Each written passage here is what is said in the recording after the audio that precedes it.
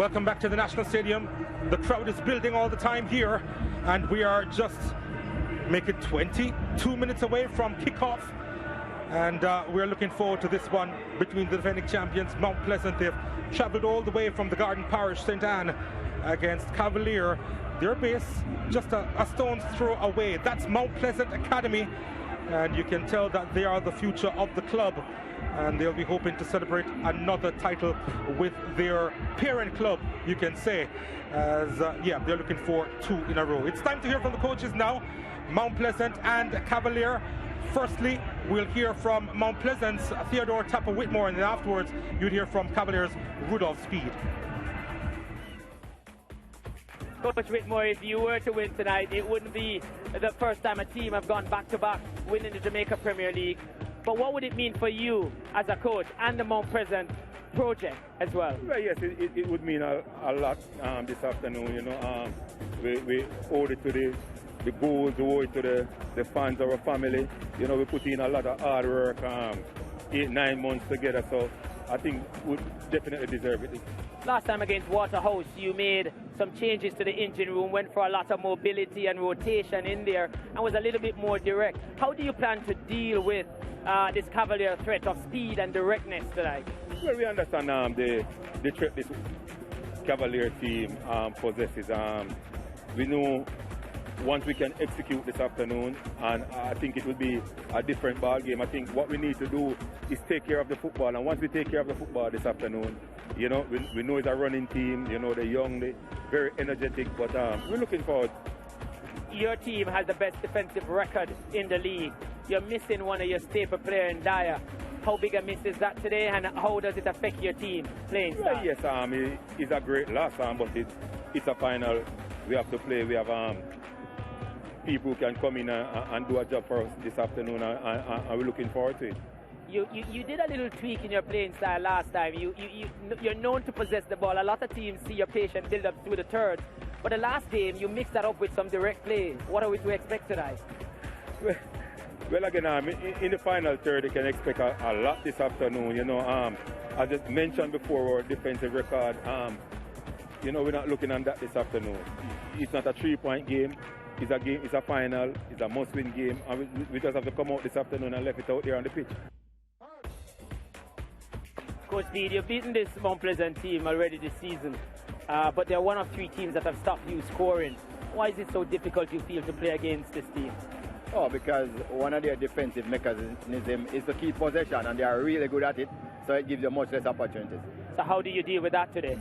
Oh, we're trying to get the ball back a little quicker, and we're going to play fast, really fast. Well, Cavalier has been really good this season. I mean, they went on a run of 10 games conceding 1 goal. Once you score, you don't lose and you sit deep. If you were to score early today, is that signature move expected again today? Well, if something is working, don't fix it. It's working, so I think it's not only that. I mean, whenever we have gone in front, we have never lost for the season. So again, it would be a good time to try and get in front here. It's a big one today, and what is the mood in the camp? I mean, it's a repeat of last season's final. Is it more of revenge, or is your team just calm about it? No revenge thing. We always try to give our best. I think we have improved since last year's final when we started 4 or 5 teenagers. So I think we're really just missing Ronaldo Barrett, which he has come on really well in the latter part of the season. He's out through injury. Otherwise, you have everybody fit and raring to go. In terms of your team, coming out of the last game, is there any much changes to that starting 11? Yeah, there will be a change. Which change is that? Christopher Yanes, you know, the most capped teenage player in Jamaica by like 200%. He will be starting. Your goalkeeper situation has come into the focus for a lot of persons. Is that okay at the moment? Oh, Vina Bartlett is one of the best keepers in the Caribbean, maybe the best. We don't have any issues there. Today we'll have a youngster sitting on the bench as his deputy, so we are good. It's always interesting hearing the comments of Rudolph Speed, because he's in a unique situation in terms of the mindset of the club in utilizing youngsters, and they have done fantastically well over the last 4 years or so, where he has led them to the final. How impressed have you been with Cavalier, first of all? Very impressed. 6 semi-finals in a row now, 6 years running, 3 finals in 5 years, winning 1 title. So as we spoke about the consistency, and Rudolph Speed has gone that probably the most solid system amongst all teams, because when you look at even earlier this season, it was a very shallow squad. A lot of players were missing, and then midway through, 2 of the key players went overseas, Dwayne Atkinson and Richard King, and yet he still managed 7 clean sheets in a row. They still managed to get victories in tough positions. So it speaks to the system that no matter who he puts in certain positions, they will be able to deliver.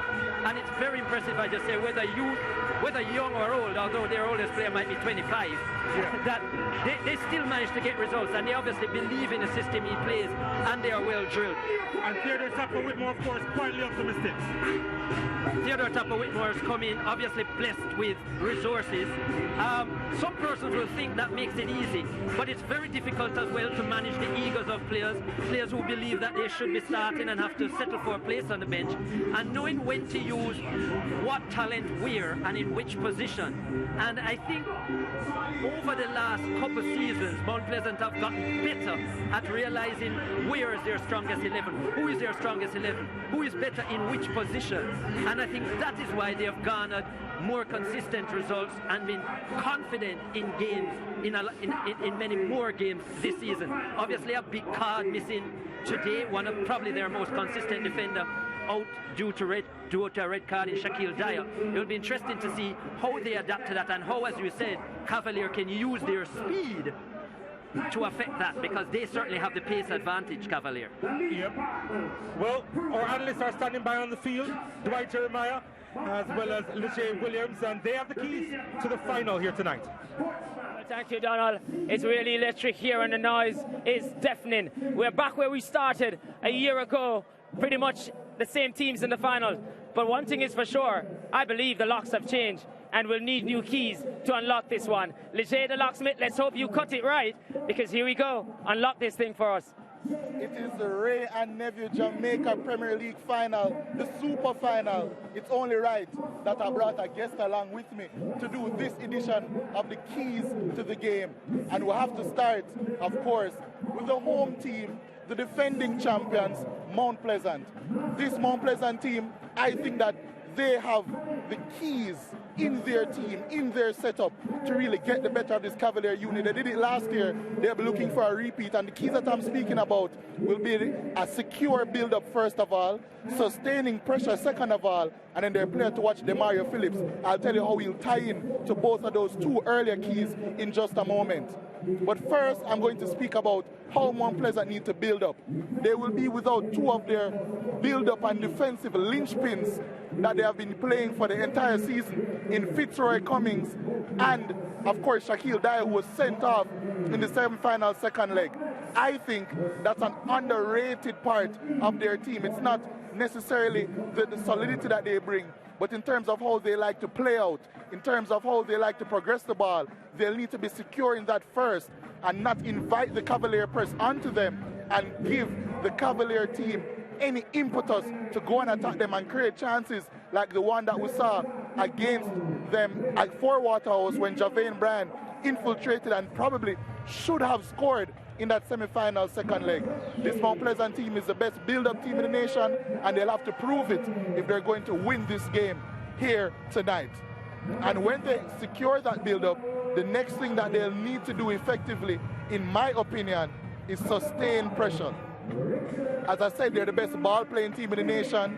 They'll need to be a team that can pin in Cavalier well in their defensive third, which would be Mount Pleasant's offensive third, and really cause them problems for the whole game. Mount Pleasant are a fantastic attacking team, and you can see just by the shape that they have, the players that they have, how many players that they can commit to the attack. That's one of their key areas, their integral areas of how they cause team problems. And then now when we speak about how this Mount Pleasant team can further inflict wounds onto this Cavalier team, I think they're going to be doing that through those first 2 keys. But the player that will be integral in those 2 keys, in my humble opinion, Dwight, it will have to be Demario Phillips. And I say that because, yes, he's not going to get the goals like Devontae Campbell or a Daniel Green, but when it comes down to the build-up phase of the game, he's their most integral midfielder. When it comes down to them sustaining pressure, he's their most integral player because he's a pockets player. He likes to pick up the ball in space, in pressure, and he can cause problems all around for any team. And Demario Phillips, who in my humble opinion is the best central midfielder in the league, he'll have to step up and prove it tonight if this Mount Pleasant team are going to repeat as champions. Dwight, that's my first set. What do you think about that? Well, I think you're spot on with those. What I'd add to it a little bit as well is that they showed some versatility and pragmatism in the last game when they played a bit direct. So the build-up play is good, but they will mix it up on this Cavalier team. They showed it against Waterhouse in the last game where they went direct. But I'm agreeing with you with Demario Phillips. When he's on the park, the pace of the game is different. He plays vertical pass. He doesn't play sideways passes. And he's the man who really unlocks those defenses. So I expect him to be that player today. So you're spot on with that. But I'll have that versatility with direct plays from Mount Pleasant. Yeah, thank you for agreeing with me. I know a lot of people don't. But Mount Pleasant are the only team playing. There's also Cavalier. They have their own keys as well. And this Cavalier unit are a dangerous one. Second highest scorers in the league this season. And a lot of that has come down to these keys. Their defense is solid as well. They have to press well. They have to have a very good box defending presence. And they're a player to watch. Although it may not seem so right now, Dwayne Atkinson will have a huge impact on both of those proceedings. I'm going to first touch on their pressing. That has been a Rudolph Speed specialty throughout his reign at Cavalier, how they press. Cavalier press with a front four. I think today we'll see Shanil Thomas, Jalmara Calvin, Dwayne Atkinson, who is the leader of that first pressing unit, and Collins Ainsworth, Christopher Ainsworth, really get forward and push and really probe against this Mount Pleasant team. Try to make them make mistakes. And if they make mistakes, trust me, this Cavalier team is potent. 48 goals in the regular season, second only to Tivoli Gardens. Their attack is so lethal, and it has been time and time again, season after season. This Cavalier team is an absolute unit offensively, and a lot of that comes down to their pressing. But pressing takes energy, Dwight. You're a coach, you know this. So when the game wanes and Cavalier are going to need a little bit of respite, they'll have to rely on their box defending. They have some brilliant box defenders. Richard King, a national player. Giovanni Leng and Kyle Ming, who has been a leader in their team for quite some time. That back three of Cavalier today is going to be so important, I think, especially in the second half, in how they can keep out Mount Pleasant. And when they're defending that deep, they'll need players to push forward. They'll need players to cover large areas of space in order to really take over the game. And who is better in the league at that, I asked Dwight Jeremiah, than Dwayne Atkinson. Dwayne Atkinson is a fantastic player, one of the best transitional players in the league, and time again, he has proven to be a thorn in so many team sides.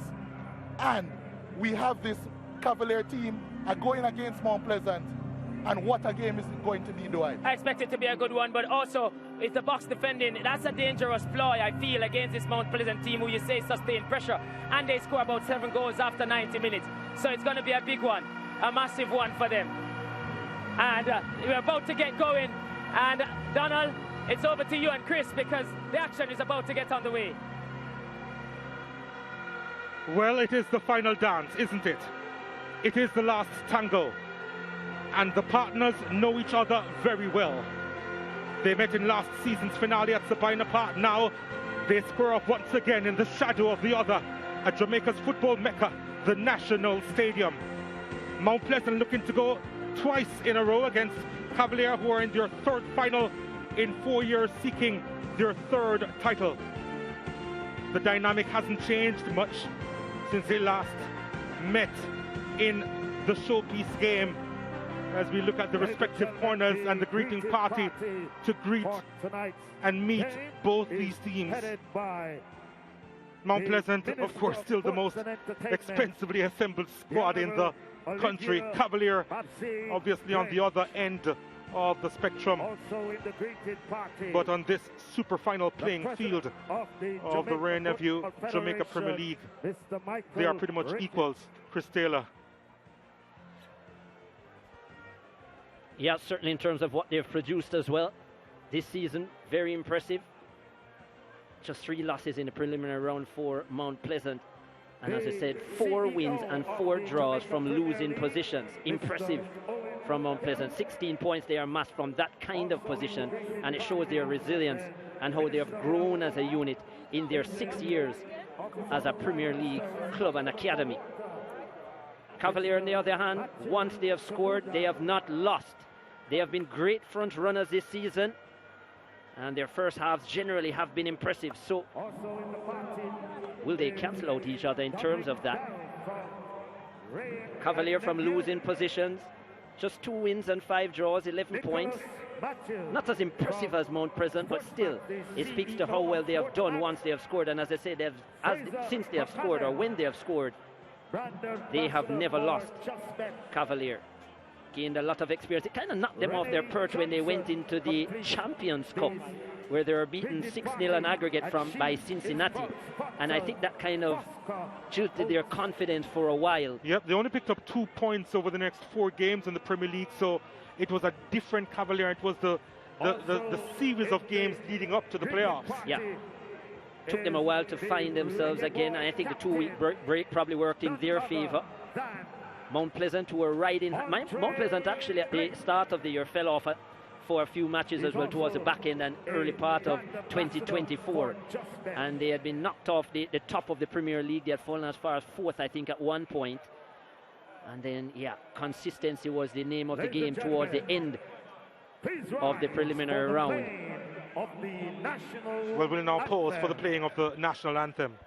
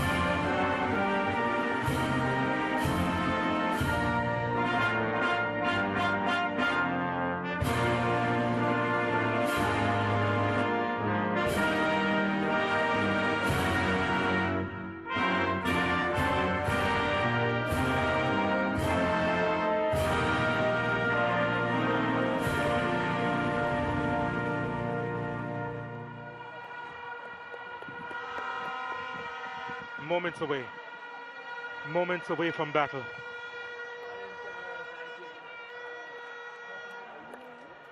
You can almost cut the tension with a knife here.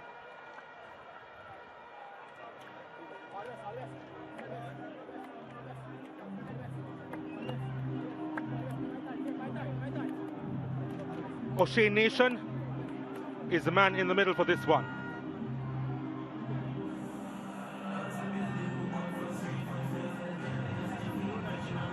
A lot of experience, one of the more experienced referees in the country.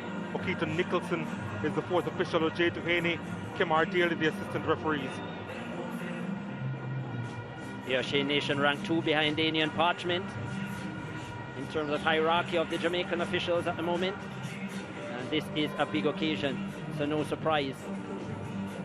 This Parchment being out due to injury as well, that Nation taking over proceedings at the National Stadium.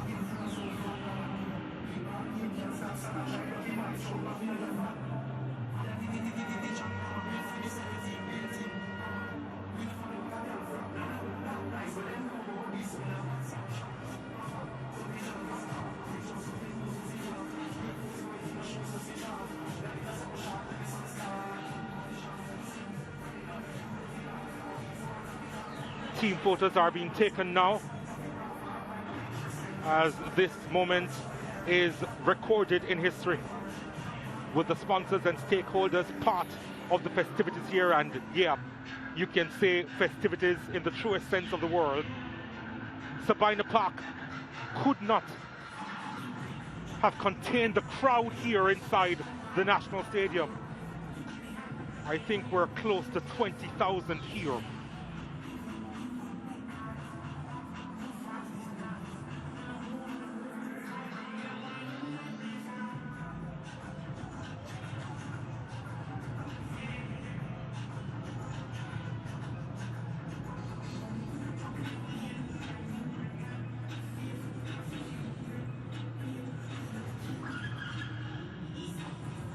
A lot of promotion marketing into this event. I've been impressed with the look and feel of the stadium. They've dubbed it the Super Final. They've combined it with dancehall music in particular. And a special show is also lined up outside of the special show. The captains meet. Sule Makala on the left. How many times have we called his name in big matches? Gadale Irving wears the captain's armband for Cavalier. Let's take a look at the starting lineup of Mount Pleasant. Shaquan Davis, the impressive one, between the six. They do have a back four of the captain McCullough, Gawain Austin, Topi, and Doxley.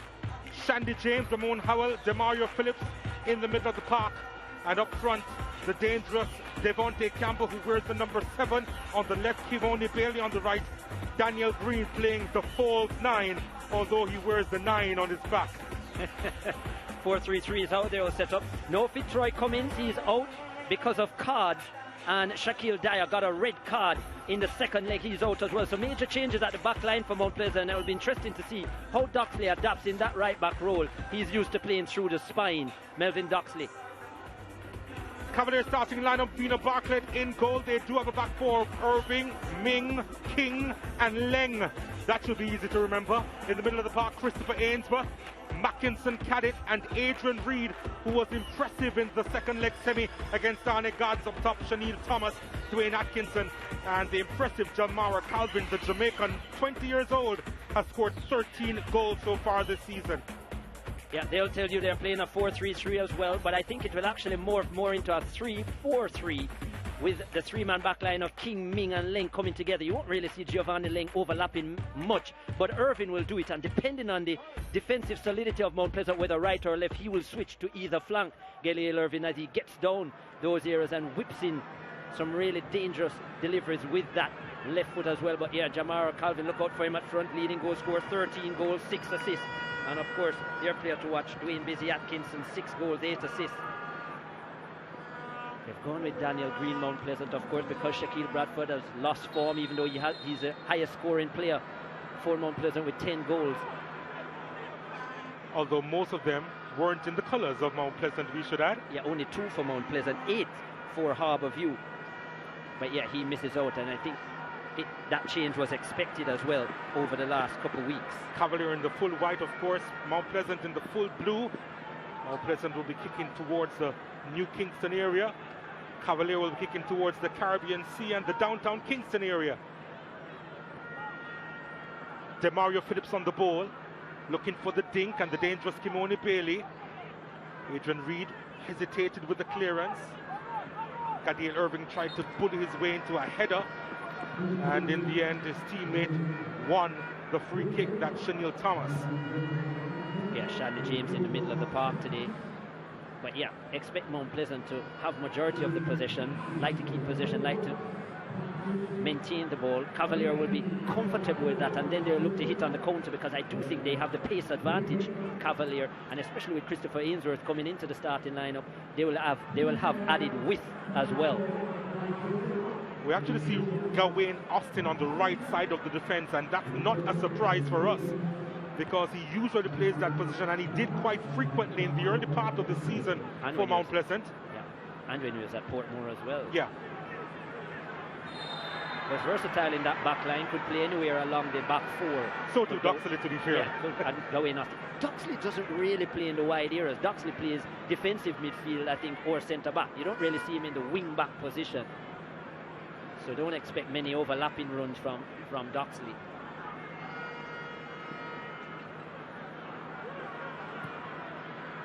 But then again, even Fitzroy Cummins, who was normally playing there, he's an out-and-out centre-back, even though he was playing right-back. He's not one for the overlap, really.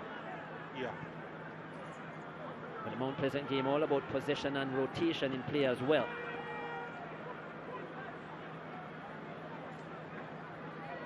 There is Theodore Eccleston Whitmore.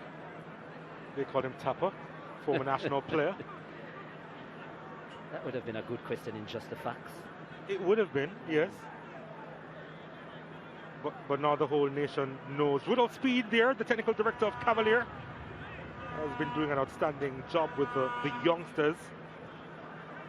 He oversees a young army which constantly goes to battle for him. He says revenge isn't on his mind or his team's minds.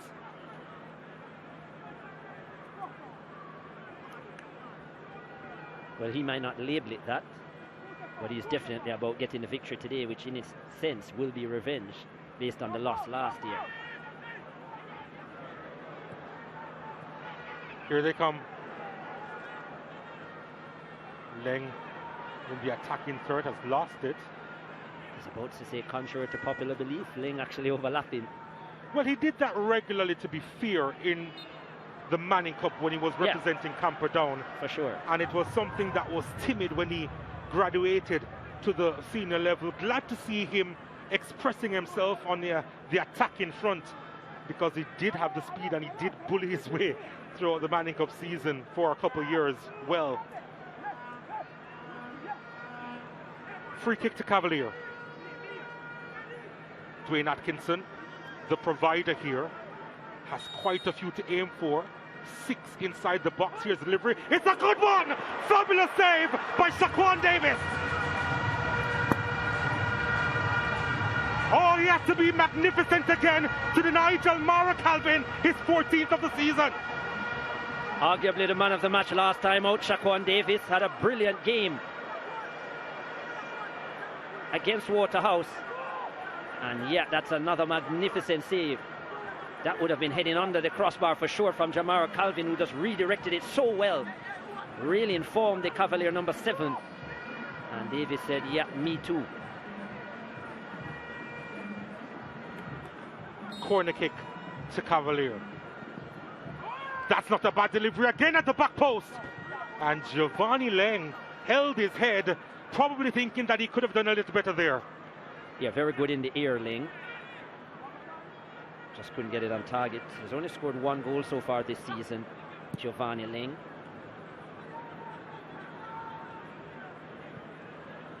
A couple of good deliveries early out for Cavalier. In fact, in their last game, that was one of the things that they didn't do so well in the early parts. They took a while.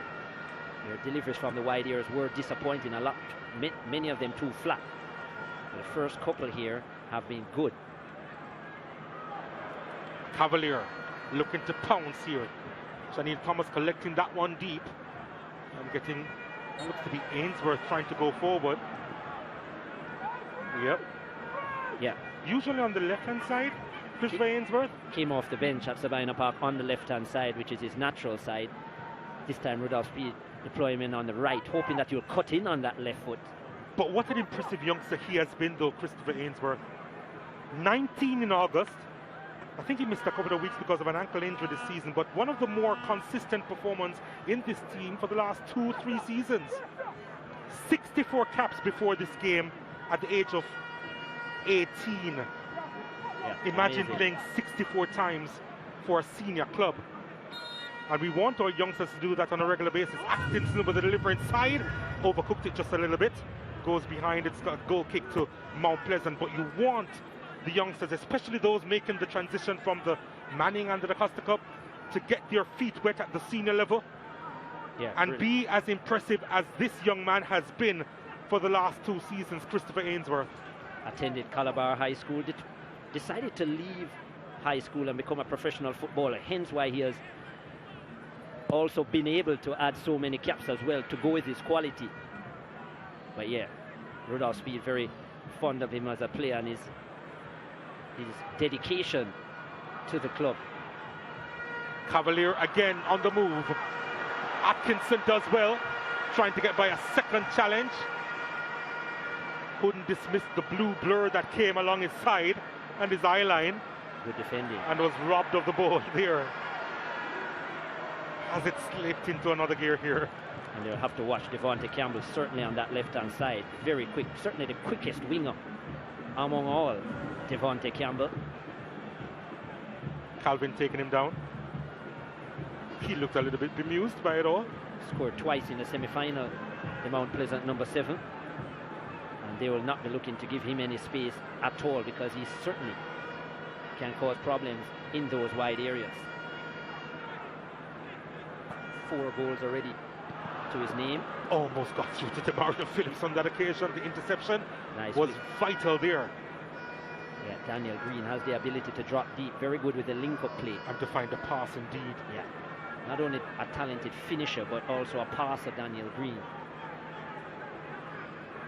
Hence, to go with his 7 goals, he has also amassed 5 assists. Lovely touch inside. Phillips wasn't quite on the same page, but it comes across to Devontae Campbell, surrounded by a couple of players. Atkinson in a royal battle. Campbell won it back, but illegally so, according to O'Shea Nation. Yeah.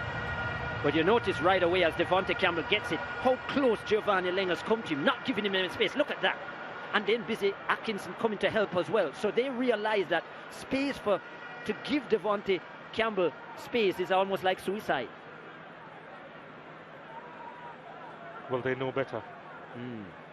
And they have done better so far. They shared results this season, both with a victory. Last season, they shared all 3 possible results. A win for each and a draw as well, a 2-all draw. They met 3 times, including the final. As they are doing here. Hopeful ball that was intercepted by Mount Pleasant. Phillips collecting that one deep, not afraid to recycle.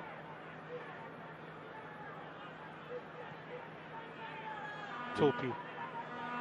Wouldn't be surprised as well if this game even goes beyond 90 minutes, Donald. Oh, you're far ahead of the game, aren't you? Yeah, just based on the magnitude. McCullough. It didn't go past 90 minutes last year. It was the same magnitude, you'd think. They did have the 2-all draw, though. They did. But when it mattered in the final, 90 minutes were enough.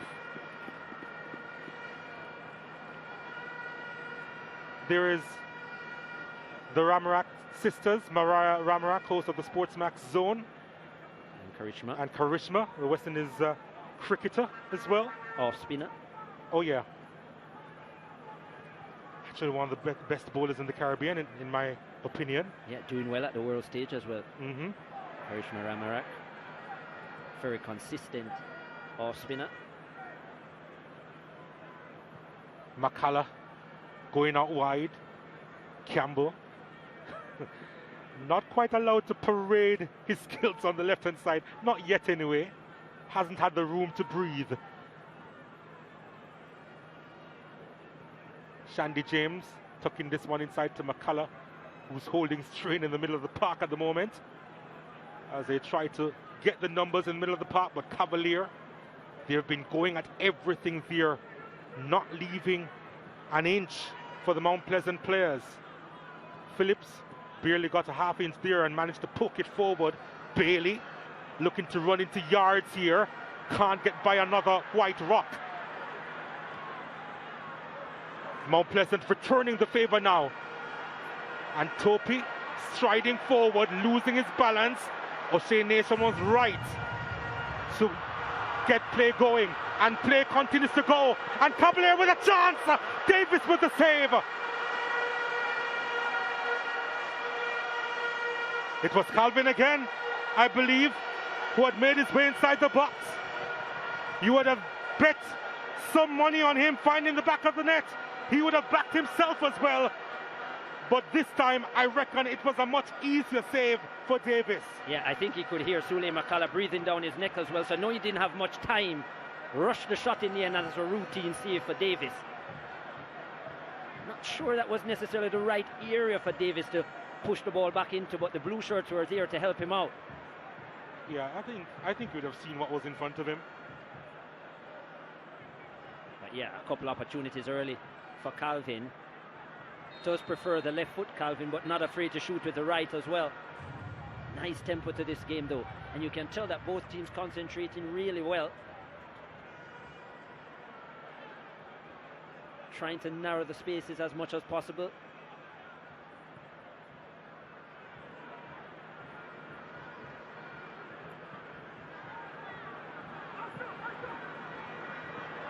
That was a push. Yep, easy call there. No. Wow. Well, yeah. As long as he's consistent, I suppose. Yeah, there was a certain push in the back from Topi, and let's look at the arm extension here. Maybe not an arm extension, maybe just a use of the forearm there, but a pretty heavy nudge. The Salazars are here as well.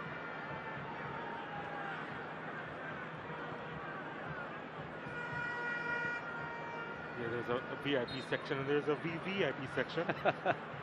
Javier and Vanessa, actually one of the partners at Reach Academy School. And he's from Spain, a big Valencia fan in La Liga.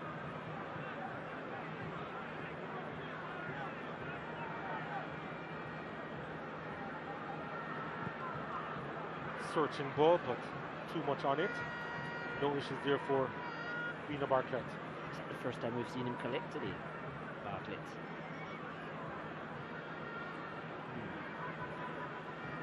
Gunner shirt, well, they did fall just short. Yeah, brave to show their faces in the evening, I suppose, but I guess you can say that they're still proud of their achievement. Austin was in the way. They did all they could. They won their match, but so did City.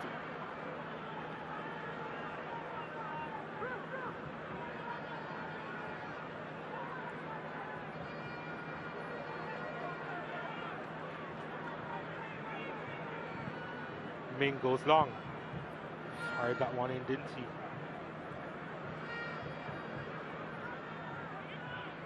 Ainsworth is also being hounded. Managed to get rid of the ball quickly. Oh, that's a lovely turn by Calvin. Almost getting the better of Doxley, the former Cavalier player. Calvin looking to win it back and does get some help. Oh, he was just robbed there in the end, Atkinson, before he could provide a pass. And Phillips himself now going long, but not accurate. Lots of space in the middle of the park. Cavalier enjoying that as well. Here is more space. Reed trying to thread that one through. I think he was thinking of the shot, you know. I think he was thinking of lining one up. I think it was Atkinson in there. Yeah, it was Atkinson. Reed is the one that just supplied the pass forward, and the hand of apology there, that he wasn't accurate with the passing. But yeah. Agreed with you that Atkinson thought of the shot initially and then got caught in two minds. The pass wasn't executed well either. Always willing to drop deep, Dwayne Atkinson. Can pick a pass and not shy to shoot from distance either. He did have Ainsworth, who was lurking nicely on the right-hand side, that he could have spread it to. Robbed in a dangerous position. Oh, that's a free kick outside the box. Leng. Well, got to see it again on the replay there. Maybe looking to get away without receiving a yellow card there. Yeah, we spoke about the pace of Devontae Campbell, and he knew Giovanni Leng that when he got robbed of the ball, he just couldn't allow him to get away. But I agree with you, lucky not to go into the book there. And that was a little lackluster from Cavaliers number 6. Should have done better, should have been more alert.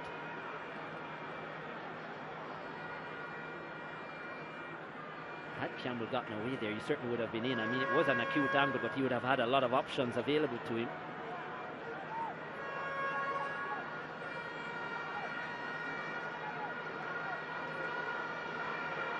Daniel Green is there, Demario Phillips is there. 4 other, well, 5 now Pleasant players inside the box, looking to get on the end of this.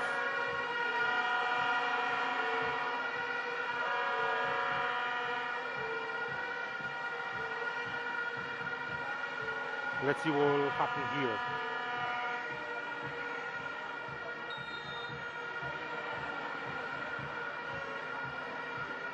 Green drives that one. And the spectacular effort is well wide of the mark.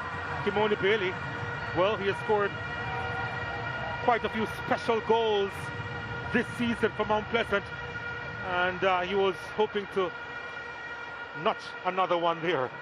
Yeah, scored an impressive scissors kick at Drax Hall at the in the second half of the preliminary round. And yeah, Vina Bartlett there, but the ball was going away from him. Kimoni Bailey, so a difficult, even harder technique as well. Didn't have much time, and the ball was a little bit low.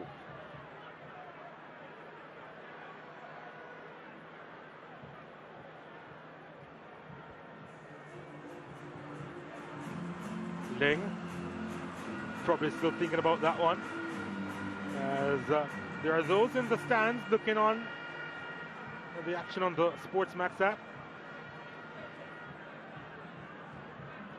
That's the SportsMax CEO in red, Nicholas Matthews. Download the SportsMax app today from the Google Play or the App Store.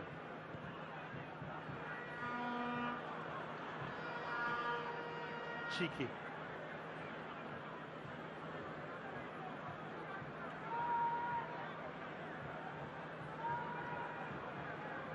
There's an ebb and flow to this game so far. Fans taking in the action. Will be pretty pleased with the proceedings. It's a really good turnout here at the National Stadium.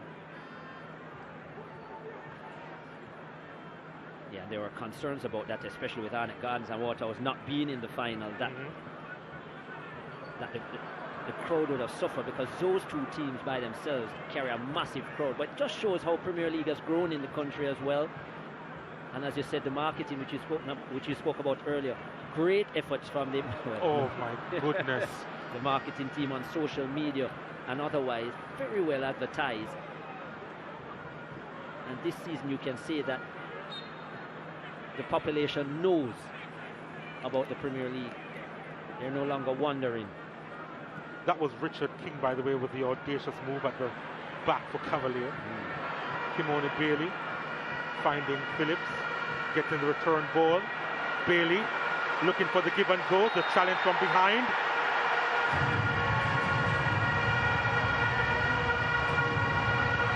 Free kick to Mount Pleasant. Big position this for Mount Pleasant. Dangerous area, especially with Daniel Green, very good from the dead ball. You also have Damara Phillips, who can hit a good dead ball as well. Would slightly suit a left footer, and maybe Bailey, who probably might be eyeing up this one as well. But I dare say, with the quality that Daniel Green has, anywhere from, say, 20-25 yards, he is a favourite to take this one. He's the one that's spotting it. He did score a beauty against Arnett Gardens at Draxall a few weeks ago. Yeah, he scored many beauties, Daniel Green. And usually from the angle, as I said, this one would slightly suit the left footer. But with his ability to beat the wall and get the dip at the last moment, don't count him out.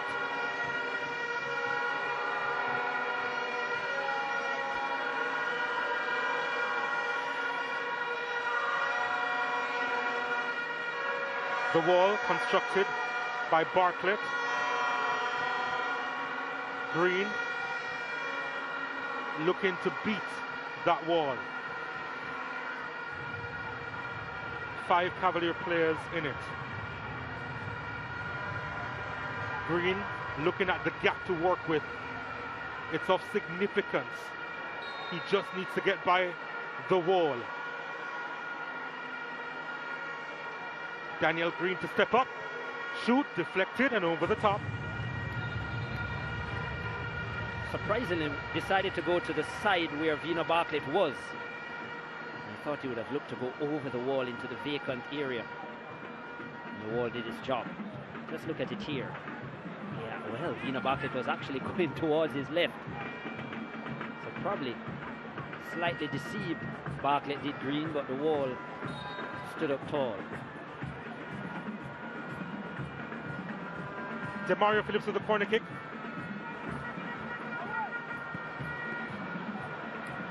You'll have another chance to deliver.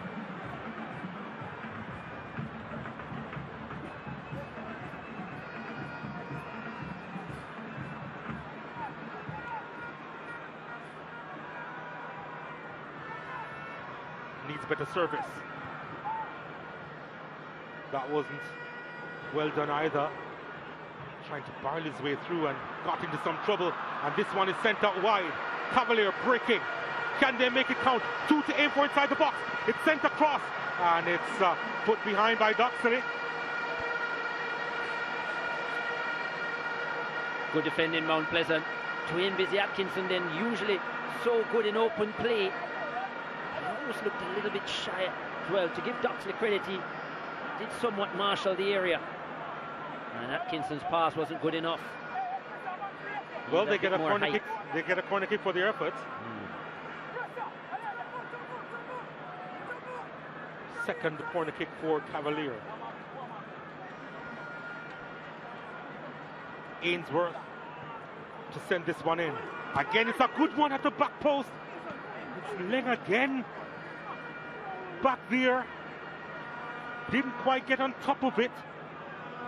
Yeah, difficult. A little bit too high for Leng, and he was backpedaling as well. Just look at it here. Wins most aerial duels, does Giovanni Leng, but he was in no control. Caught him on the back foot. Oh, that's a late challenge, and I think a yellow card will come out here, and it's going to be shown.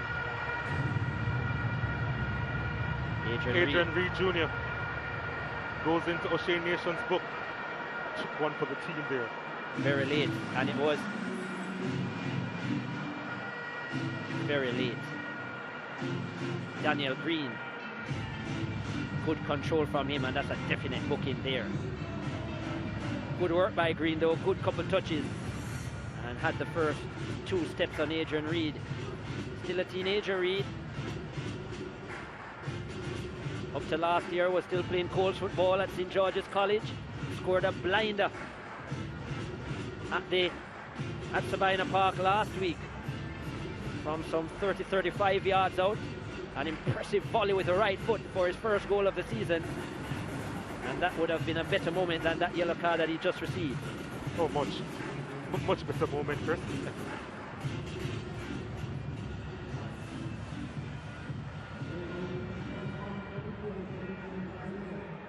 How many buses came in from St. Anne? We hear 45 buses. The entire Garden Parish is here.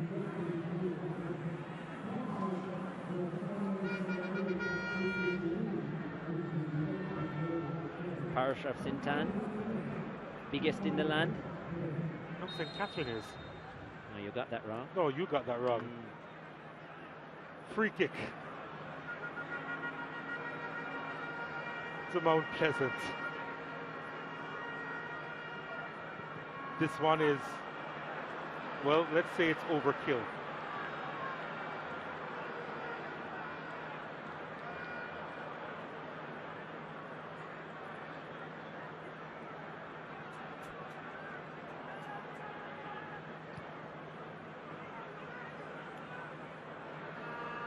There are a lot of neutrals in the stands tonight watching this one. Another yellow card.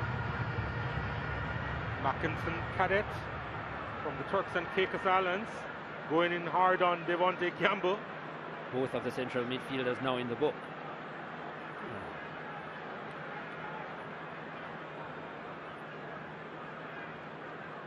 Maybe for the follow through. To give him credit, there were no studs exposed from Cadet. It was the actual boot that made contact. Well, by the end of this game, he may just look like Tyson Fury, Devontae Campbell.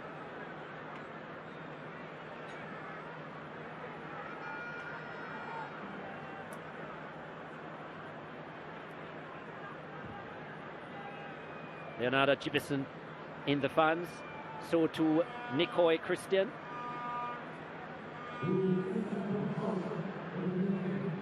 Yep, there they are. From Waterhouse. Played in the third place playoff earlier. Of course, Arnett Gardens running away with that one from 5-1. Well, Matthew Samuda has on his Mount Pleasant shirt. Yeah. He's picking a side, isn't he? And sticking with it. He usually does. The politician. Picking a side, you mean? Yes.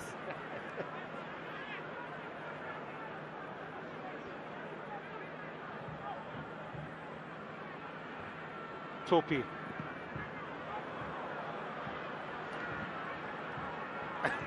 You know, the response from Bartlett was a little hilarious. Flashed him off as if it was disrespectful that he tried it from so far.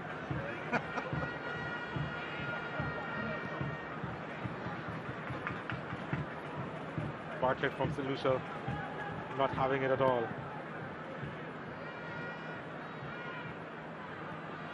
You know, we're going to speak about the elephant in the room in short order. I know that our viewers watching must be wondering, what are those markings that we see on the playing area at the National Stadium, the mecca of Jamaica's football? I thought they were wondering how they didn't see the elephant. You're probably wondering. We couldn't really avoid it, could we? No. But no, there was a sports day. Scotiabank, in fact. I wasn't going to call your name, Chris Taylor. Oh, too bad. Oh my goodness. I was trying to be diplomatic. I don't think they were trying to hide. So there was a sports day here yesterday. And the National Stadium field was marked for that sports day ahead of a National Premier League final. Go figure. Here's Kimoni Bailey. Bailey playing that through to Devontae Campbell. Campbell deciding to evade all challenges on this occasion. He was running in the other direction. And this one is booted into touch. It's going to be a corner kick to Mount Pleasant once again. Fiona Bartlett was looking to get to the ball, but yeah, Kyle Ming wasn't happy with his progress, so got rid of it. I think there probably was a whistle on the play then, because a corner kick hasn't been awarded. Or was it offside? Based on the referee's signal, no, wasn't offside.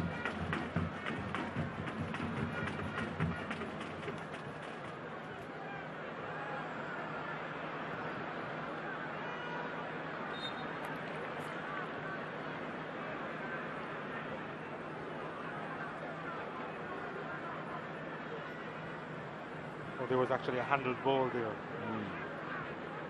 We were told.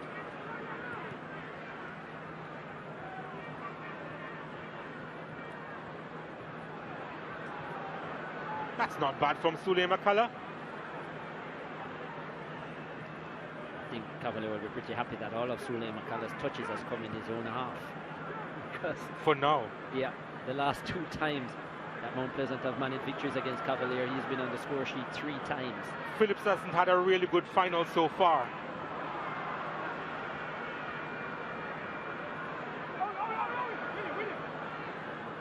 Ainsworth trying to get by 2 players, and he committed the foul according to referee O'Shane Nation. Thought he might actually have tried to win the corner instead, or even a throw, when you realize that he was double teamed in a tight area. Decided to go through the tight area. Yeah, wrong decision.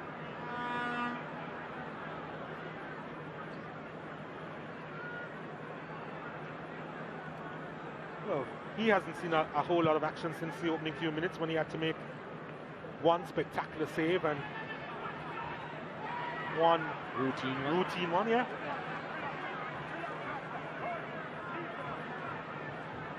And Bartlett, on the other hand, has been quite bored between the sticks. Yeah, in fact, fanning off attackers and all. Yeah.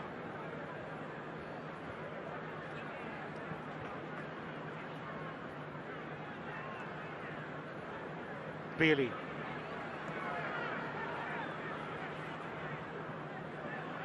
Phillips needs to step up his game. That's a better pass. Yep, Devontae Campbell now.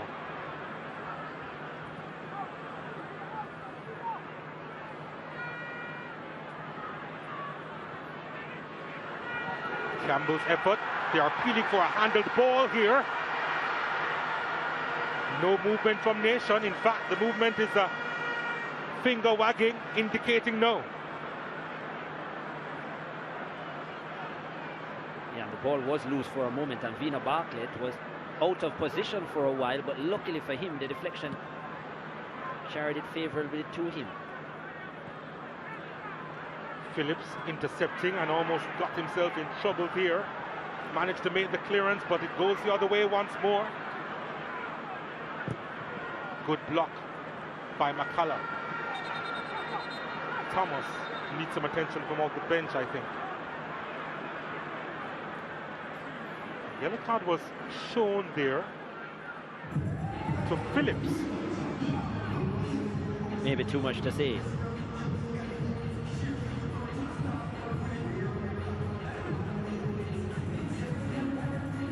Yeah, because I don't think... Did slide, but no real use of the feet to that. No, you notice? Yeah, he didn't get a yellow card for that, I don't think. I think, yeah. I think initially he was sliding to block the ball. Yeah, and he was successful in doing so. Correct. I think it was just Chanel Thomas landing badly. Well, whether it was a challenge or something he said after, he's in the book. Thomas has made his way inside the 6-yard area. Here's the delivery inside, and Davis holds on to it at the second attempt, looking for an outlet. Felt like forever before it could reach Shandy James.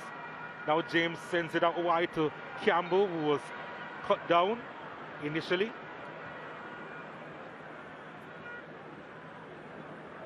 Dwayne Atkinson pleading his innocence there.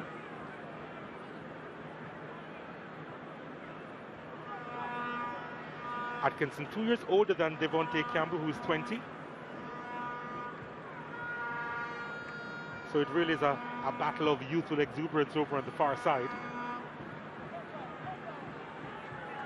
Austin. Well, no matter who you call on the Cavalier team, it will be youthful exuberance. Touche. Austin again. Driving an effort and really ambitious. Can't be serious there. That's exactly what Bartlett is thinking again, I'm sure.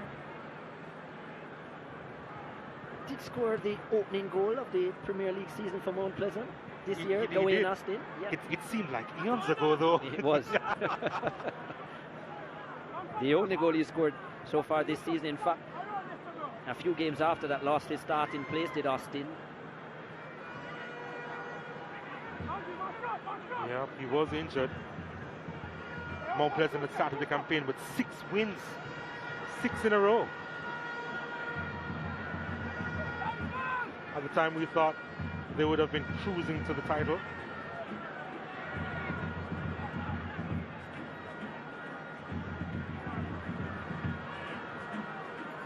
King gets it back. Reed. Irving. Austin with a good challenge. Yeah, read it well, going Austin. Kadale Irving hasn't got forward very often in the first 35 minutes, but he's dangerous from that left-hand side. Good deliver, good left foot. Long throw by Irving. This could be awkward. Davis calls for it and collects it at the highest point possible. Then disappointed with his distribution.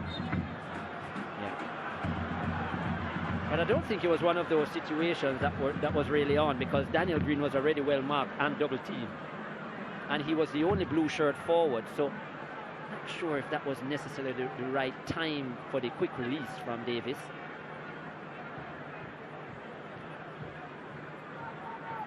To be fair, I think Davis was trying to go even further wide, ended up closer to the Cavalier defender. Green actually didn't do much there. I think it was a bit dramatic, was it, from Ming?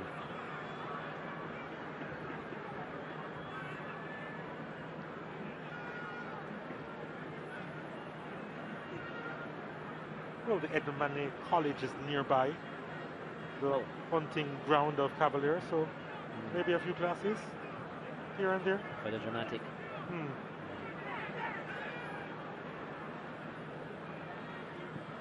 Ball sent inside, or at least that was the aim. Atkinson has been off colour.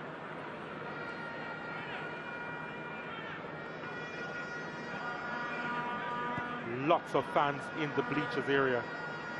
Yeah, I'm not really sure what to expect. You can see the faces. They realize it's a very even battle. I think a goal will liven it up here.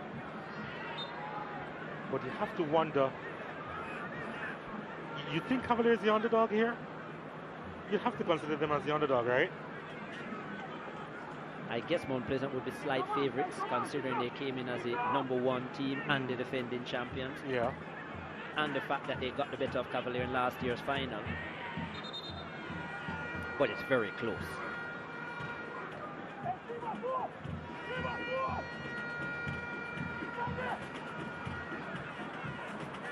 Atkinson.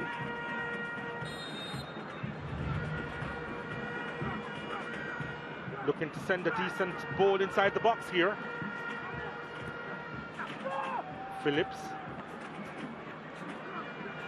He has put his team in a couple of awkward positions so far in this game, Demario Phillips.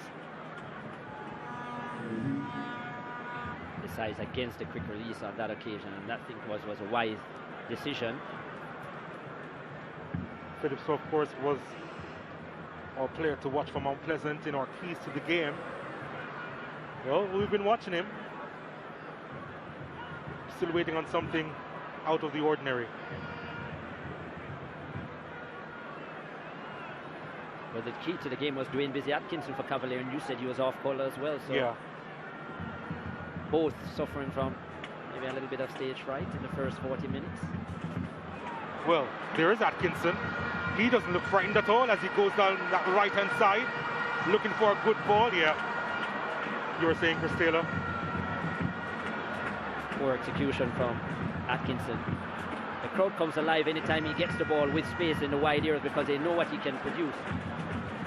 But that pass lacked quality. Won't be surprised if he comes onto the left-hand side of the attack, though, Dwayne Busy Atkinson. I think he has more joy there, where he can cut in on his favoured right foot and let fly. Let's see if Cavalier show some rotation in that front three. Bailey picks up the loose ball. Does well to get by one challenge, trying to get by a second, but I think that was Irving who was strong there. Showed a little bit too much. That's a good challenge. Well, there must have been some tugging before the challenge. And that's what O'Shea Nation is saying. He's pointing back to say, look, I was trying to play the advantage. There was a foul before here from Bailey. Just there, before then, there was a slight trip on King. Tried to play the advantage. Yeah. Nothing wrong with the second challenge. Loose ball inside. Atkinson trying to turn. Oh, Atkinson! There's an appeal for a handled ball. O'Shea Nation says his arm was tucked in. Nothing the defender could have done about it. But again, that was also close for Cavalier inside the penalty area. I love the face of O'Shea Nation there. Brilliant. Right away, he just stemmed the voices. Good skill from Dwayne Busy Atkinson, and he's right. Arm across the body. Excellent officiating from O'Shea Nation, and the face was comical too. Great stuff. That's a lovely takedown, but McCullough utilizing his physique to throw Atkinson off a bit. Campbell's trying to make his way through all comers there, didn't quite work. This is Leng. Oh my goodness me. Well, we have left Sabina Park, but sixes are still reigning in the Jamaica Premier League.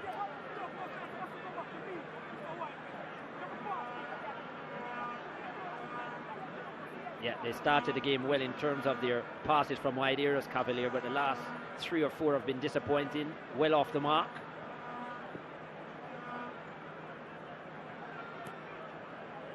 Well, Janae is somewhere in the stands.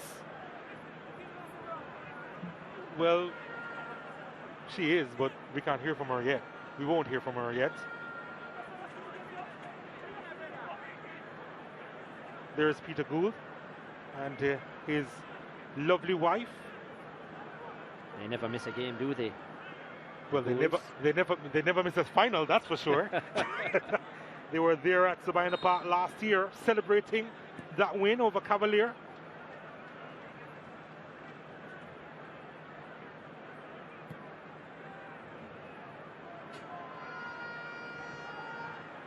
Before that, just got a sight of Dr. Gerard Christian, former St. George's cricketer. The last time St. George's won the Sunlight Cup in cricket, he was the captain. You do remember one Ryan Cunningham, who played for Jamaica as well, left arm orthodox. I do remember Jamaica actually. As well. Yeah, played in that team. Phillips with some space to operate in. Oh, that's almost a delightful pass, but Campbell winning that one illegally, according to referee nation.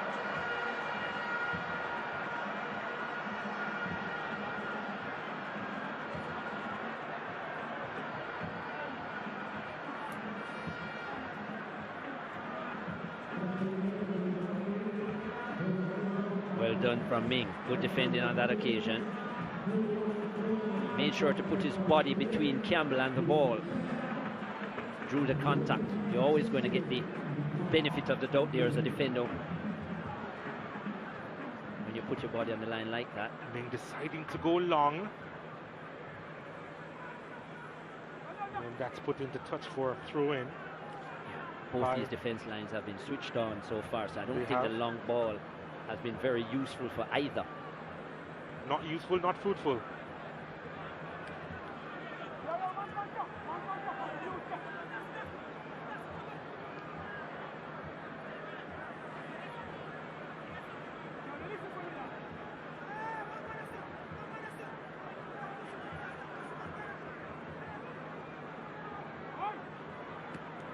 Ball played inside, and Phillips is back there, will poke it out of the box.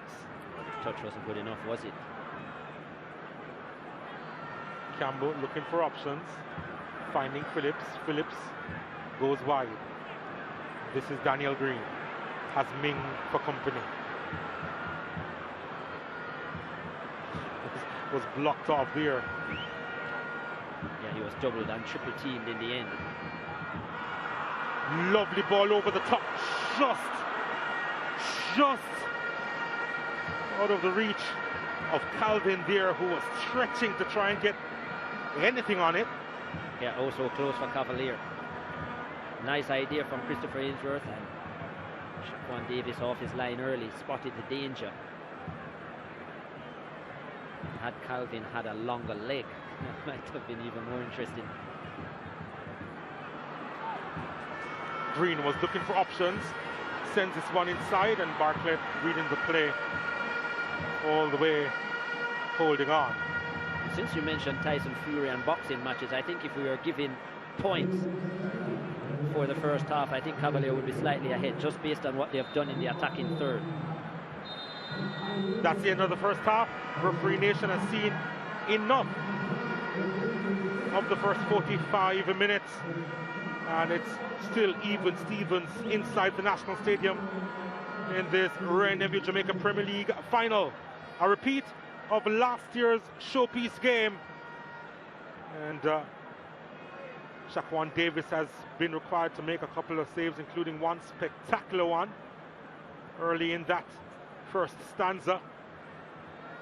And Mount Pleasant would want to express themselves a little bit more come the second half. 0-0 after 45.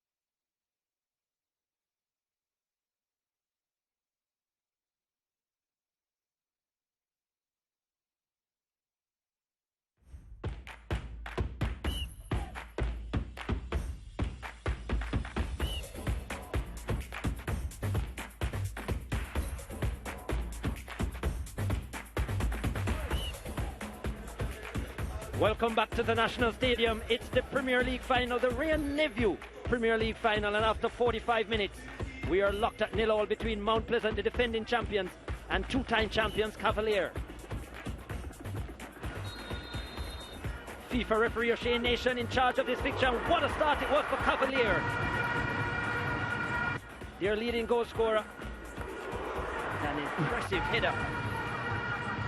And just well saved. That's an outstanding save it was.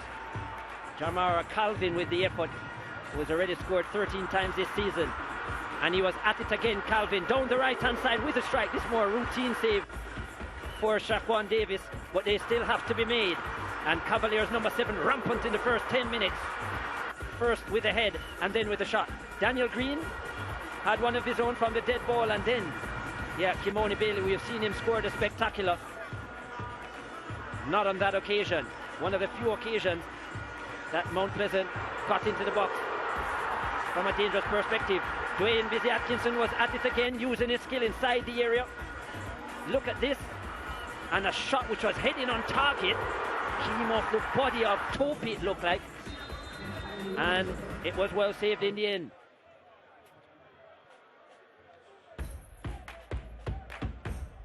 So no goals in the first half. Equal shots for both teams. 2 on target for Cavalier, just the 1 on target for Mount Pleasant. That was Daniel Green's effort. There have been 20 fouls. It's been a highly contested battle, especially within the middle of the park. And Shane Nation has already showed 3 yellow cards. Adrian Reed and Mackerson Cadet for Cavalier. Demario Phillips for Mount Pleasant.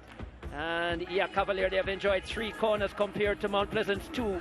And Mount Pleasant with the majority of the possession, as we said it would be at the start of the game. But we are yet to see a goal in the fixture. It's the 2024 Premier League final at the National Stadium, and Janae is in the stands. Yes, Chris, the vibes is right in the stands. I'm here with a lot of Mount Pleasant supporters. They are playing against the big bad Cavalier, but how are you feeling tonight? I'm feeling excited, elated. And the vibes in the stadium, we see a lot of people. We see a lot of blue in particular. How much buses came down from Mount Pleasant? Maybe all of St. Anne is here. I can't say how many buses, but I know it's a lot of people. Well, we know Mount Pleasant is used to playing very good football, so give me a prediction score. 2-1 Mount Pleasant. All right, well, you've heard it here. We're going to toss to Dwight and Leger to talk a little bit more in-depth football. Off to you guys. Yeah, thank you, Jenny. Yeah, we're here for the halftime analysis, Leger. It's been an entertaining game. However, it's a game of moments, and I just feel like both teams are not really making the right decision in moment. Your key player, Demario Phillips, I feel he hasn't been key to it in the right way, and I think he's going too much to the other side, not playing Bailey enough in this time. Yeah, I agree with you, Dwight. But I do think that he has had an influence in the game. So too, the new midfielder has come in, Shandy James. Howell has also had an impact. But I think they're losing the midfield battle a bit, because I think Adrian Reed Jr. yet again is having a splendid game for Cavalier. And he has continued to, increase his reputation. And I think that is where the game is being won and lost, really. And it's even right now, but we've seen Cavalier in so many scenarios really take over in transitional moments. And Mount Pleasant will want to limit that as little as possible. Yeah, Speed said he wanted to start this game fast, and he has done so, and in the attacking transitional phase has been good until the final phase with that final pass or shot on goal. And I think that's something that they have to correct going forward. But the pace at which they transition is really a worrisome thing for Mount Pleasant. Yeah, and their defenders will need to equip themselves a bit better in the second half to deal with that pace. But I think they have the tactical nous to adjust in the second half. It's just whether or not the players can apply themselves.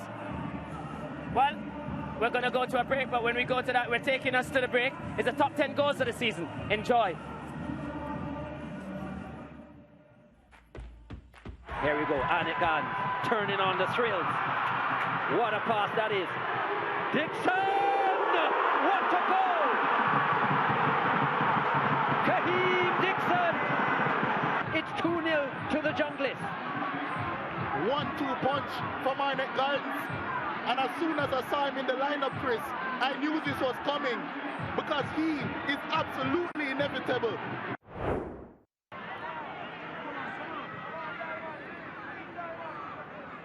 Bradford. Johnson!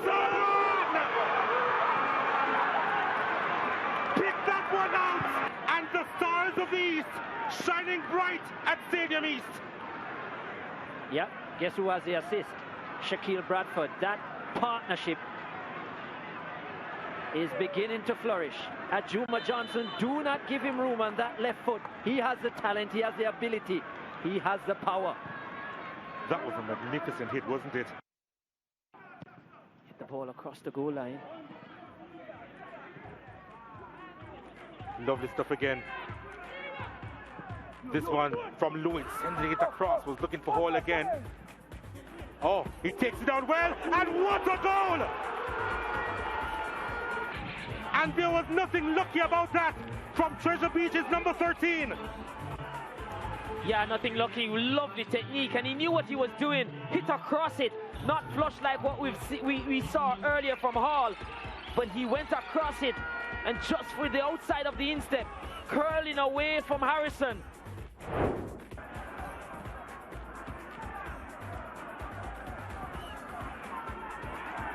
Well, broken up. Fabian Reed inside the area again. Fabian Reed, great skill. Reed, oh wow! Oh, that was magical from Fabian Reed. Rolling back the years. He may have missed a few, but now the chances are falling to him, and he's finishing them like very few in this league can. Excellent work to get rid of Chambers, and that finish, that finish, sublime, perfect. How many more superlatives can we add, Chris Taylor? Not only to Fabian Reed, but to this Inek Guides performance. Bailey thinking that he can get on the far side, but I think they might bypass that. On target! What a goal! Daniel Green! We'll see what he can do from the dead ball. And he does it again. That was a lot and more, because that one flew by him before he could get across. Might have got a touch to it, who knows? Let's see here, just on it, the fingertip, but didn't get across in time to get the full palm on it. But that was well executed and spectacular. Couldn't hit it any better to get it past Edwards. Perfect, perfection exemplified here. Here he is again. All over the park, willing to come wide. Now the link up play with him and Allen. With the strike, oh, what a goal! Oh, that was magical from Nicholas Nelson. But if there ever is a natural finisher in this league, he's certainly one of them. And he's always one that produces spectacular strike. That's a lovely strike. Always, always going away from Harrison. And never a chance here. Almost curled outside that far post. Still was just inside. But lovely contact made with that ball. And no chance, absolutely no chance for Harrison in goal. Lovely, lovely goal from Nelson. Instead of turning to shoot, Tivoli piling on the pressure here with Morgan to Lewis. His shot is blocked. It comes to Morris now. Morris with the skill towards the post. Nice ball. Finish! Horatio Morgan yet again with the acrobatic finish. And Tivoli Gardens double their lead. I'm sure it's his motto, Horatio Morgan. Tivoli Gardens picking up the 2-0 lead. Howard Morris, good work. A dink to the back post. And with his weaker foot, oh my goodness, what a finish that is. He only knows to score in clumps. He only knows how to score spectacular goals as well. And if there was any doubt about the first goal, who the scorer was, there certainly isn't any doubt about this one. Not where Arnett wants the ball to be. Present is monopolizing possession. Chong has a good left foot. Let's fly, but it's blocked. Chong with the right foot. Oh, what a goal. Oh, that was special. Well, that was a beautiful strike. Yeah, he went for the left foot first. That didn't happen for him. And then when it came to him on the right, what a strike. We talk about the beauty of the garden. That was a beautiful strike. The jungle not dangerous enough today. And Mount Pleasant, spectacular, exquisite. Beautiful, that strike. And Edwards was really picking it up when it was on its way out. He wants to see in the Man of the Match award as well. Willis! Willis! Oh, wow!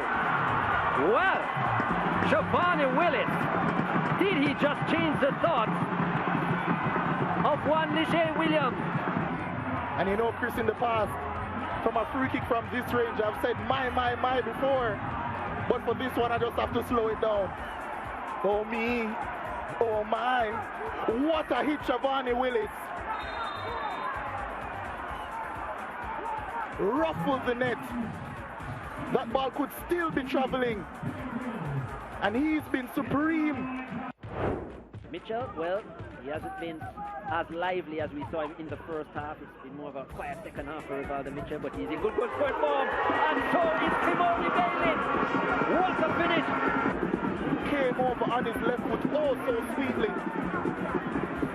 Mishap in that Waterhouse back line, not for the first time in this game.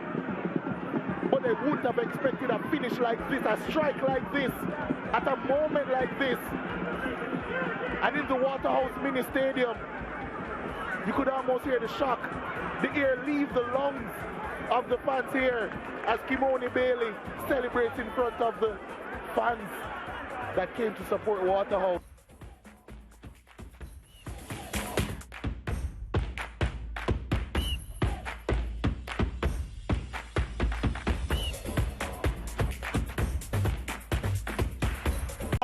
After 45 minutes, and the second half expected to get underway shortly. There is a little bit of confusion here. You see some fans actually on the field of play, and there was a performance going on over on the far side, and well, let's just say things just got out of hand a little.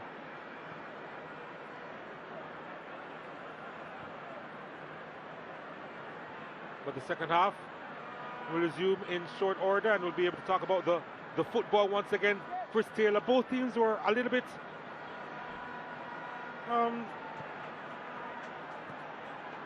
probably nervous. They weren't quite expressing themselves well. Definitely Mount Pleasant. Cavalier created quite a few opportunities, but still had a few half chances that were wasted. The game hasn't really gone into full throttle yet. We spoke about the fact that both these teams have probably the strongest systems in the league currently. Very tactical matchup. No surprise that, especially within the middle of the park, there was a big battle. You saw the stats: 20 fouls committed already, 3 yellow cards shown.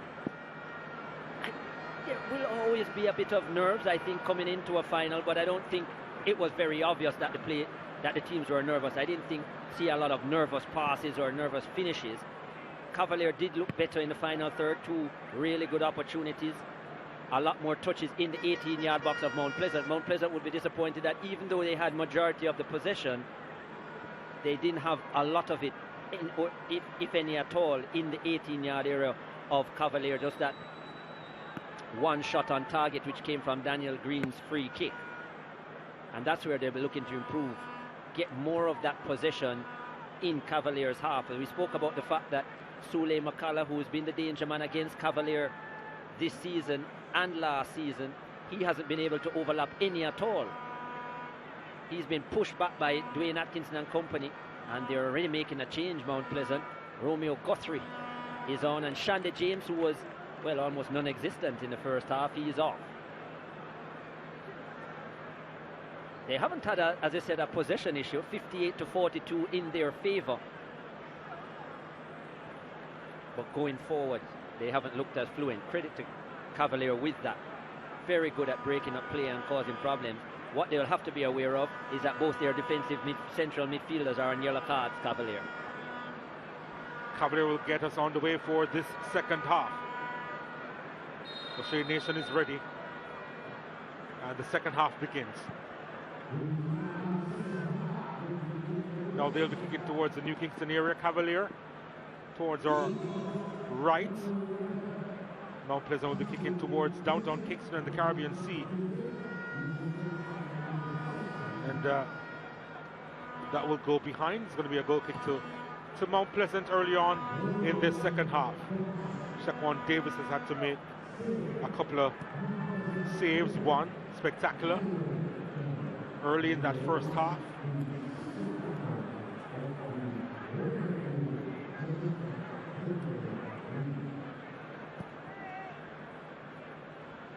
Phillips needs to have a better second half here. I remember Topi struggling in that semi-final with his passing, and wasn't accurate with that one on that occasion.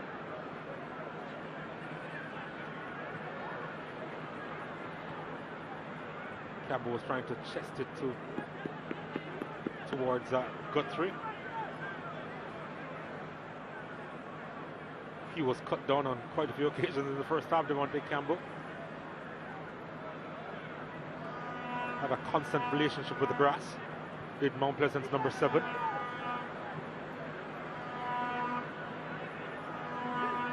Austin. Phillips.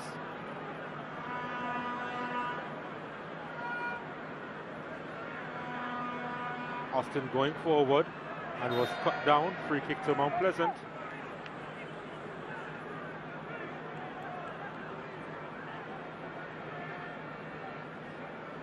Calvin went in, so too Adrian Reed, who has to be careful. Remember that he's on a yellow card as well.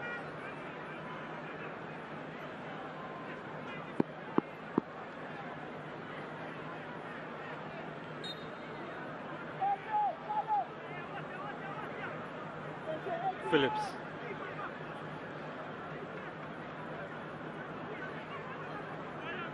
Looking to send this one inside the box. Lofts it high at the back post, and the header is straight to Bartlett. Was it Green inside the box there with the header straight to the goalkeeper? That was the best delivery we've seen from Demario Phillips, and it was Green on the end of it. That's a real chance. We saw one for Cavalier early in the first half, and yeah, he should have done better there, Green. That was a tame header in the end. Did time his jump well, but put nothing behind it really, Daniel Green, and that wasn't one that he could just steer beyond Vino Bartlett. Unless he was in a couple of minds as he was trying to possibly head it across the area. Still needed to put some power in that though to get it there. Vino Bartlett was lucky on that occasion. Cavalier on the hunt. Ainsworth was trying to get it inside to Shanil Thomas. Thomas twisting, turning, poking it forward, and Ainsworth trying to turn on Jamoy Topi, but the flag has gone up against Ainsworth.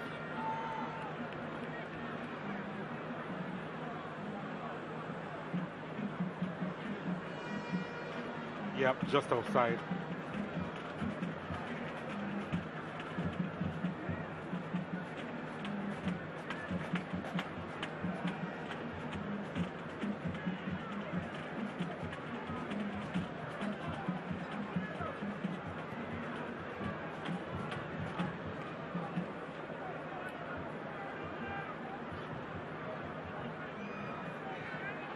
Still just looking at the surface here at the National Stadium. For a second there, you'd think that you're on the movie set Signs. You mean the additional lines? I'm surprised they're green.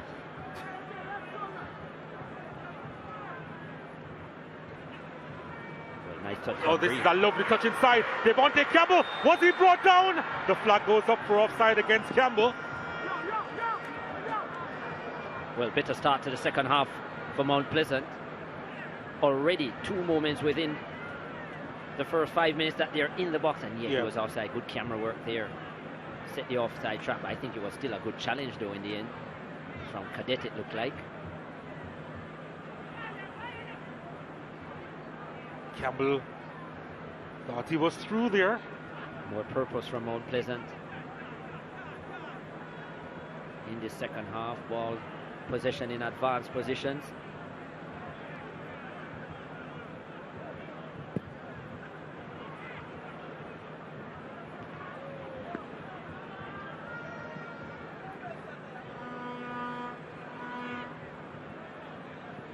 Ball over the top.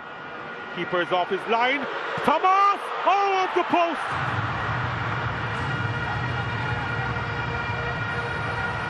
Now that was close for Shanil Thomas and Cavalier.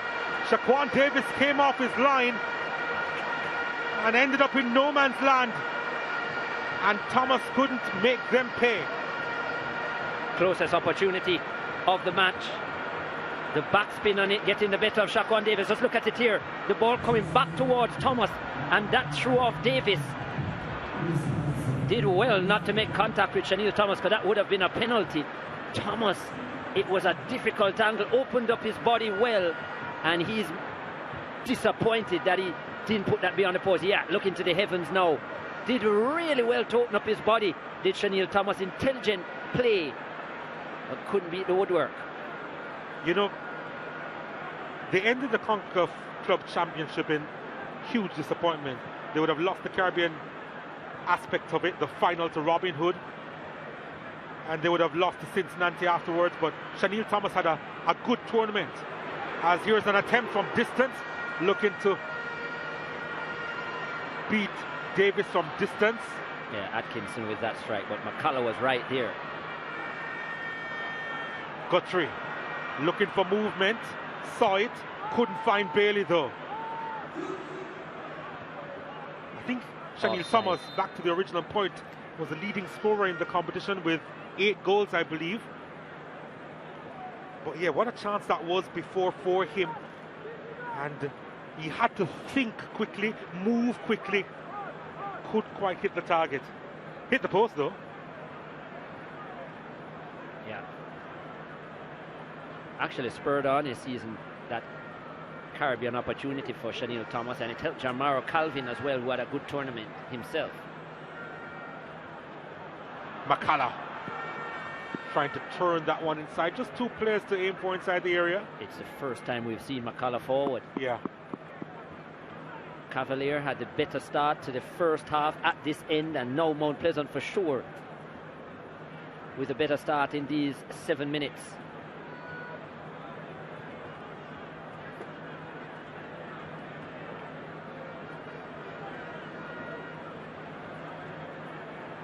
Two stars on the shirt of Rudolph Speed.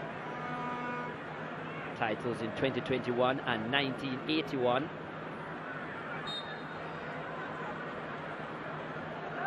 I think it's in Italy where 1 star represents 10 titles, if I'm not mistaken. Well, they couldn't afford to do that here, could they? Well, no, not yet. They're still stuck at 5.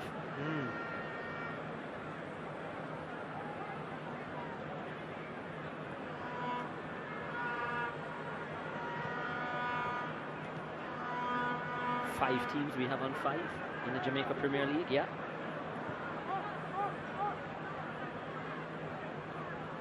Topi on it. Guthrie lost it.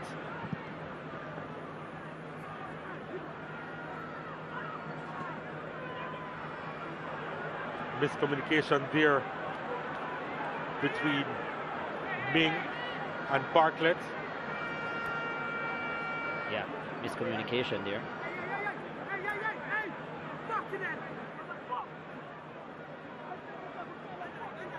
I was just about to say to you, we're actually discounting Portmore 7. We forget that Portmore is the highest with 7, and then 4 teams with 5. Phillips, that's a lovely ball at the back post, and Bailey couldn't get over it.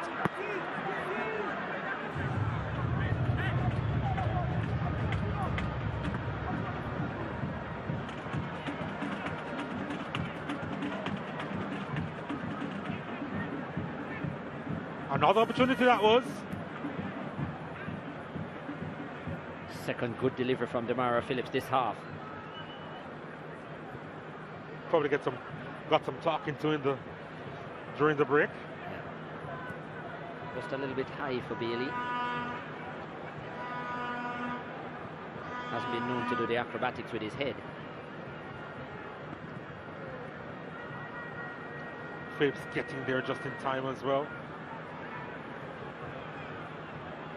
Well, that was a dangerous pass there. And obviously putting his teammate in all sorts of contortions. And Ramon Howell letting him hear it. Challenge coming in from Topi was effective. Phillips has some space to work with now.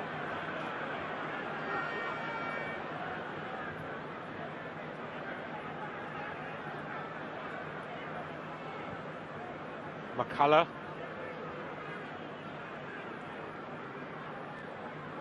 Topi.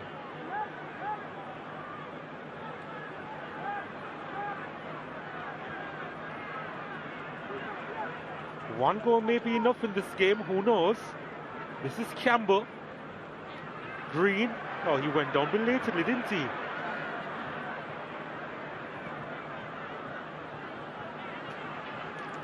Looking for a call there that was never going to come. Again, Davis is off his line and does effective work there. I don't think he handled it outside the box. That's what the Cavalier fans were asking for. I think Jamara Calvin is trying to say that he was fouled by Shaquan Davis, and he may have a point. It was outside of the box though. But I think Davis made sure that Calvin couldn't recover. Tried to play that one inside first time.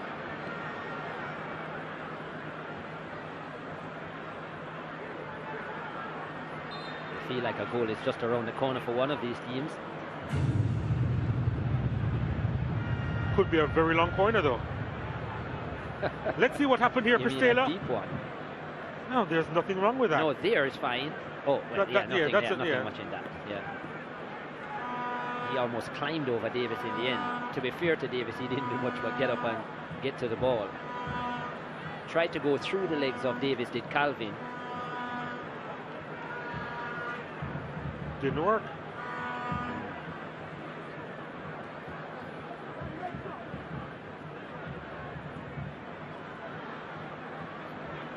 Guthrie.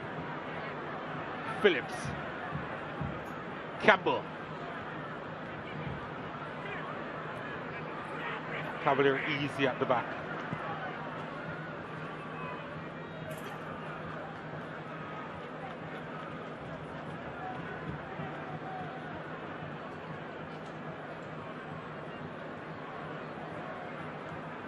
There's so many players warming up for Mount Pleasant.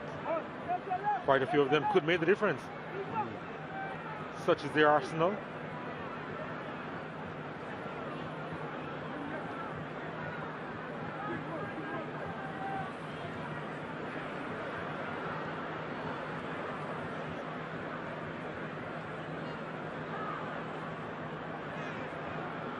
King does also well. Cool customer. That was a foul from Doxley. Another one of the St. Lucian players, Melvin Doxley. Both himself and Vino Bartlett generally in the starting lineup for St. Lucia. Came to the Jamaica Premier League via Cavalier, did Doxley as well. Played the season that Cavalier won in 2021. He was arguably Cavalier's player of the season as well. Atkinson with the effort, that's well wide of the mark. Still looking to see Atkinson operate more from the left-hand side. I think maybe that's what he's telling. Yeah, I think that's what he's telling Ainsworth now, that let us switch. And I agree with that. I think Atkinson is a lot more effective on the left-hand side, where he can run at the defense line and cut in on his right foot.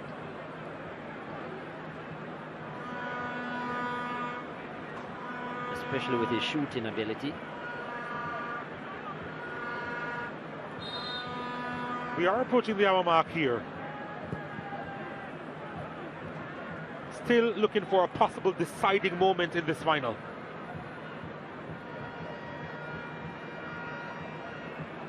Is it now? Atkinson. Lovely ball through. The flag stays down, but the ball went out. Took too long, Calvin. Needed to be better with that. It was very obvious he was going to get the ball from Dwayne Busy Atkinson in terms of the pass, but his movement was not decisive enough. Jarmaro Calvin.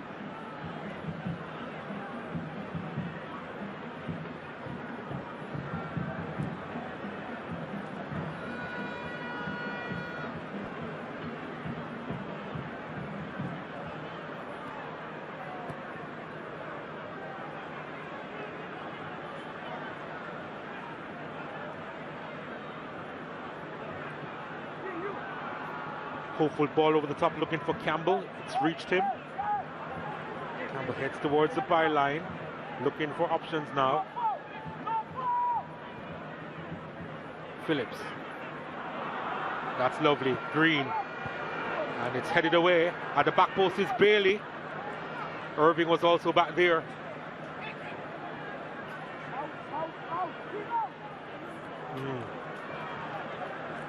Too much on that one from Howell. Yeah, almost the entire Mount Pleasant bench warming up. No one from Cavalier's bench warming up. I guess Rudolph Speed happy with the work he's seen from his players, but there you see Kyle Overy warming up from Trinidad and Tobago. Young, skillful player, Kyle Overy. So to Nathaniel James as well. Born in France, Overy. Played youth football in the Lille Academy. There's James. Yeah. Nathaniel James. From Trinidad and Tobago as well. Had a consistent starting place in the first half of the season, did Nathaniel James, in that attacking midfield role. But as I say, Mount Pleasant blessed with so much talent that there's been quite a bit of rotation in their squad. In fact, quite a few players loaned to other clubs as well, because they weren't being utilized. I'm sure all of Queen's Royal College is watching and supporting Nathaniel James tonight. In the hope that, in the hope that he can make a mark. In the heart of Porto, Spain. QRC. Gosh, I need to go back there. Lovely tick forward from Guthrie. Out wide now. This is Devontae Campbell. McCullough. Not afraid to recycle the ball from the back. Mount Pleasant taking their time about it. Campbell sees the space and attacks it. It has gone through. An opportunity still. And here's an effort. That's over the top. Oh, that's a chance. That's a big chance. The youngster, Devontae Campbell, looking for his 3rd and 2. Couldn't hit the target. Yeah, real good opportunity. Loose ball. Right on the edge of the 18-yard area. He started to run. Shot deflected, came to Guthrie. Off of King, and what a chance. That was actually inside the 18 from Devontae Campbell, and he's got to hit the target there. Vino Bartlett, yeah, he would have been beaten for pace had that been on target. He would have. Disappointing from a Mount Pleasant perspective that he didn't at least hit the target though, Devontae Campbell. From that kind of range and in a central position. Chance for Cavalier now, 3 to aim for. And it goes straight to Davis.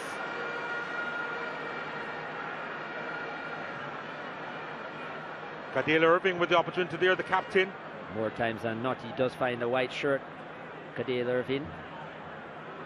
That ball was just too close to the near post, and Davis's angles were well calculated. Indeed. Nicholas Hamilton back in time for the playoffs here. Usually a territory he enjoys. Guthrie pulls it back. It's Campbell again. Deflected and in. He's their star boy.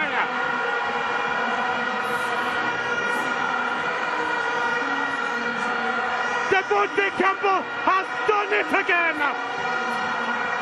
That's his 5th goal of the season, and maybe the most important one in this grand finale. As the defending champions are ahead.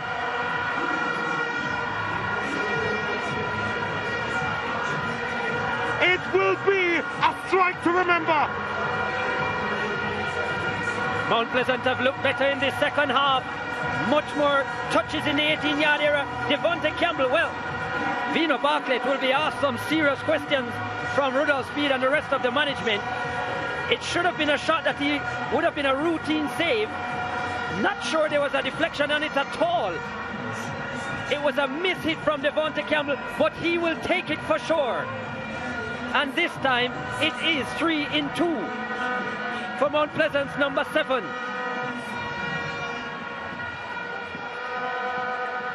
Vino Bartlett, what a mistake that is. There's no way the pace of that shot should have beat him. And I think Kyle Ming and company were asking him as well. But Mount Pleasant, they have come out better in this second half. 20 minutes in.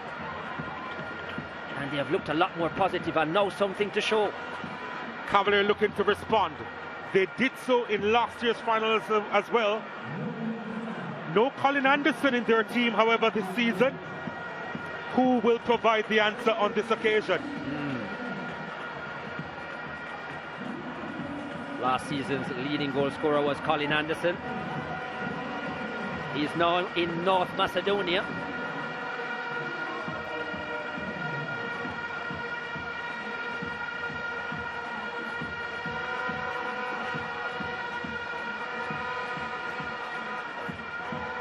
Devonte Campbell turning up late for Mount Pleasant in the season. Cavalier looking to respond. At the back post, heads go up. An opportunity, buried! They respond immediately. And who else? Oh, it's Richard King.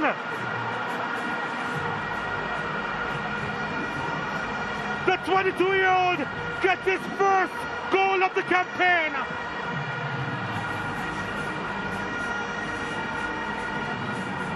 A royal response from Cavalier almost immediately, and it's 1-1 here at the National Stadium. Yeah, he won't get the crown just yet, but he's brandishing the occasion very well, Richard King, and that was a smart finish from the centre-back. Doesn't quite execute a victory, but just like they did a year ago, they have answered quickly and decisively. And yeah, Shaquan Davis disappointed with that, but he could do nothing about that finish. Just 2 minutes. Mount Pleasant held the lead for. Wow. Well, we said we needed goals to bring the crowd alive. Yep. It's definitely now.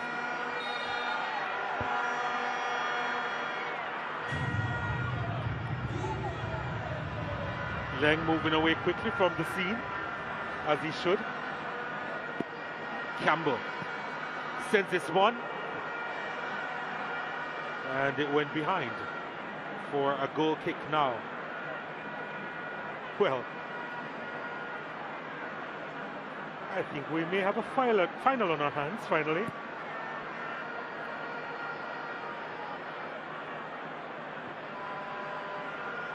It is getting hot in here. This is cool feeling the temperature.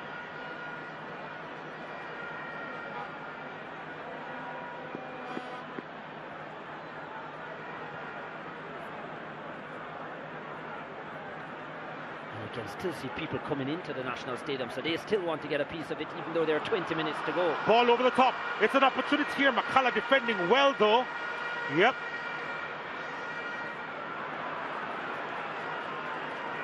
Adrian Reed Jr. sending it forward. He's thinking of a shot. Should have remained a thought. Atkinson, eyes lit up when he saw the space, but he sent the ball into space.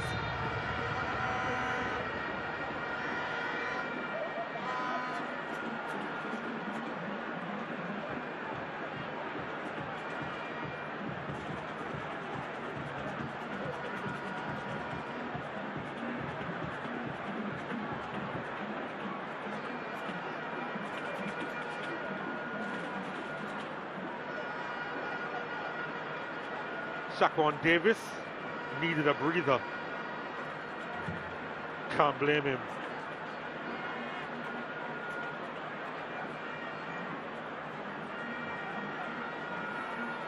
By the way, if we're locked after 90 minutes, we do have extra time. If we're locked after the 30 minutes of extra time, we do have penalties.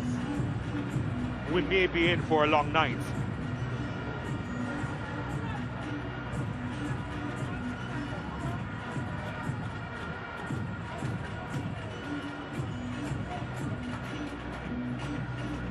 Peter Lee in the stands as well. He actually has on a Mount Pleasant shirt. Peter Lee, former Violet Kickers player, football coach as well. Well, this is some change. Kevin Shaw coming on. And the goal scorer going off. Wow. Is it? No, I don't think so. I don't think so. I'll be very surprised if that's a change. Demario Phillips, the player gone off. Mount Pleasant, number 10. Yeah, it is Phillips, yep. Like for like change. Shaquille Dyer there, who missed this match because of the red card he received in the semi-final, second leg. To be fair to Mount Pleasant, they have adjusted well defensively with his absence. There are 2 changes in their backline. Doxley coming in, as well as, well, I guess you would say Topi to partner in the backline, but yeah. Is this a defensive-minded change, by the way, in your opinion? No. Shaw coming on for Phillips? No, I think like for like. And Shaw might actually be a little bit more attacking at times than Phillips. Phillips does slow down the game a bit more. I think Shaw plays with a quicker pace. Tevin Shaw.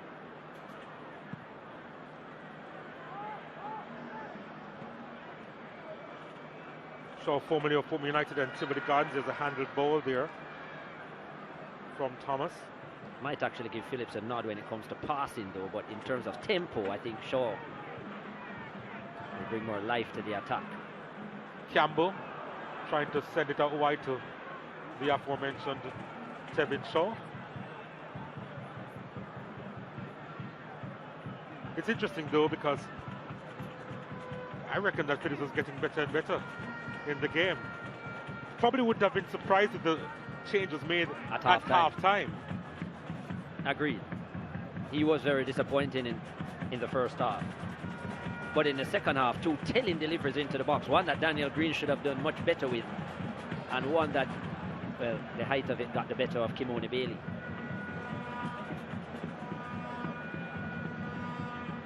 He's not happy. He never is.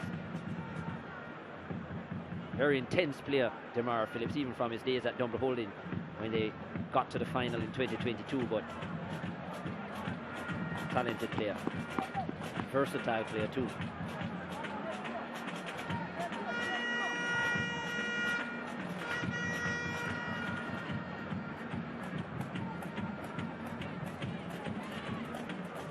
So that would be what? The 3 straight finals appearance for Demario Phillips, having done so with Dunby Holding 3 years ago.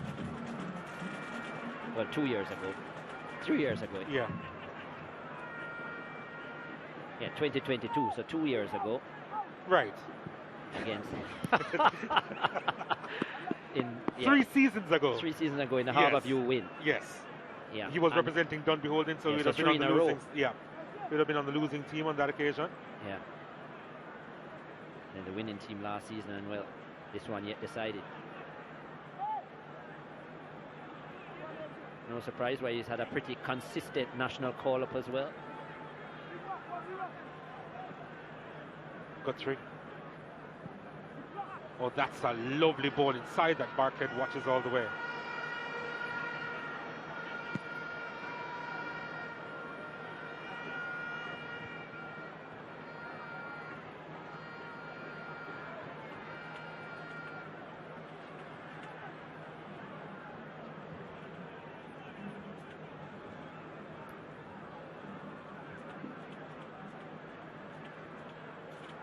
We have at least 15 minutes to go of regular time.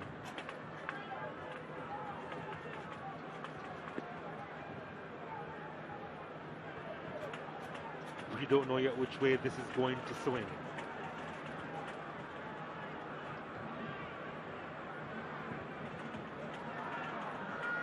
He should be able to get there, Guthrie. He does.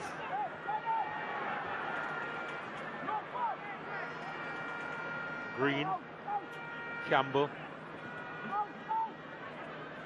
McCullough.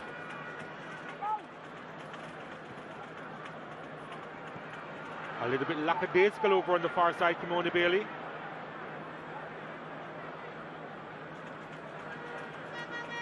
Irving had showed more urgency.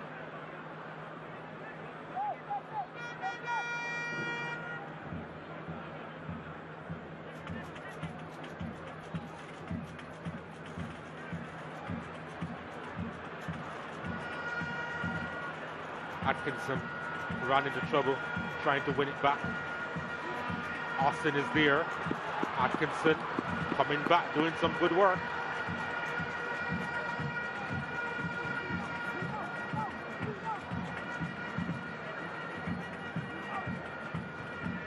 Bailey trying to turn.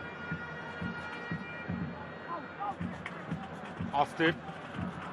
Opportunity. Oh, lovely stuff. Can he put it back? He can't. Half chance, maybe. He's had made a couple of runs in the attacking third, Tevin Shaw.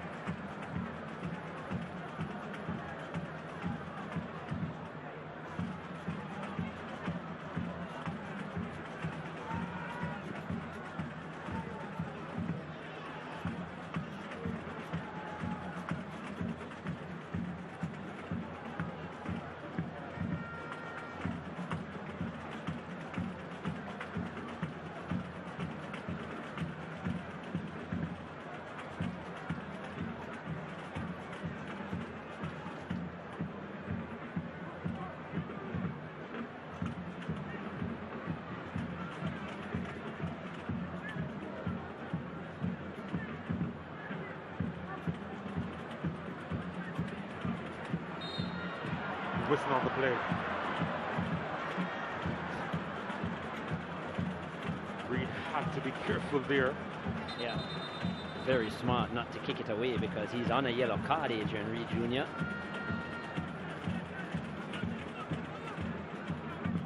And almost certainly had he launched that, he would have seen his exit. Yeah.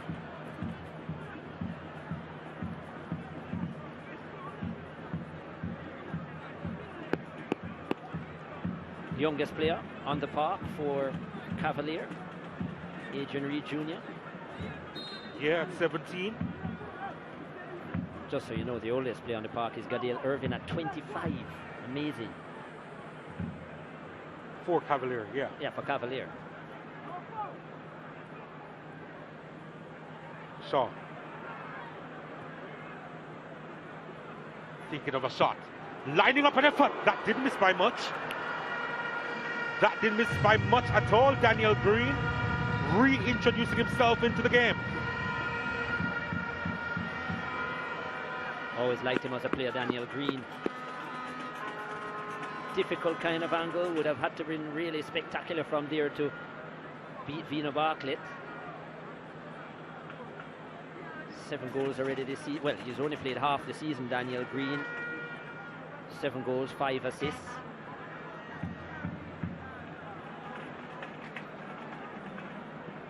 Two seasons ago, he was the joint leading goal scorer in the Premier League. Dwayne Allen coming on the park for Cavalier.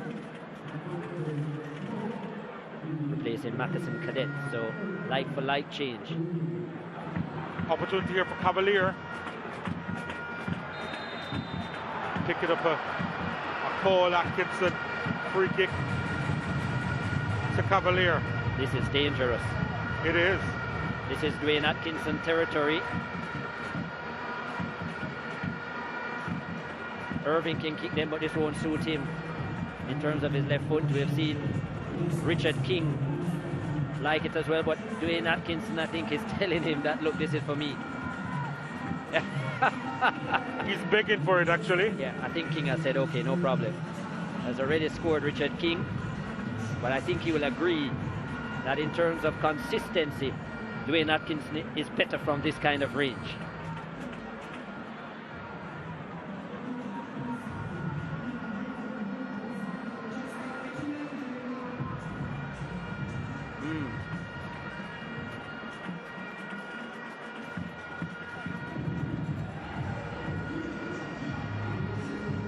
Mount Pleasant had one in the first half. They didn't make full use of it. Daniel Green had that one, who is very good from this kind of area.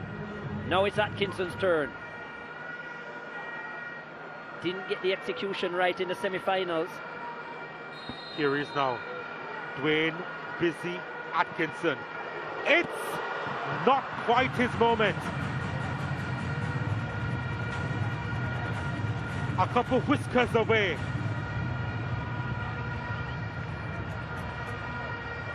Decided to go low instead of over the wall, Atkinson. And yet wasn't far away. Shaquan Davis had full stretch.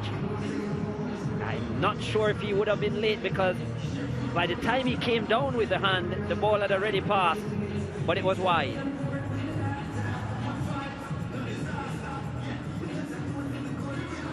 Wonder if that full stretch did damage as well. Can't really afford a side strain now, can he?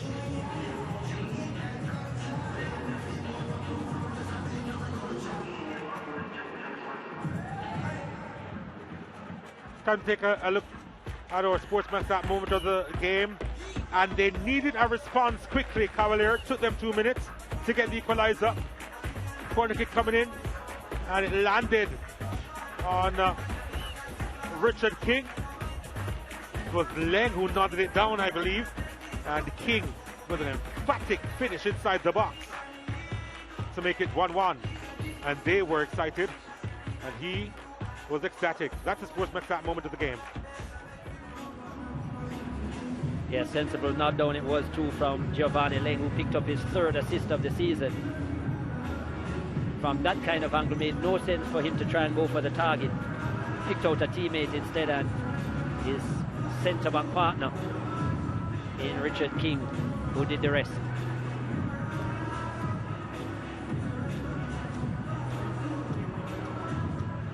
Still feel like this one is going beyond.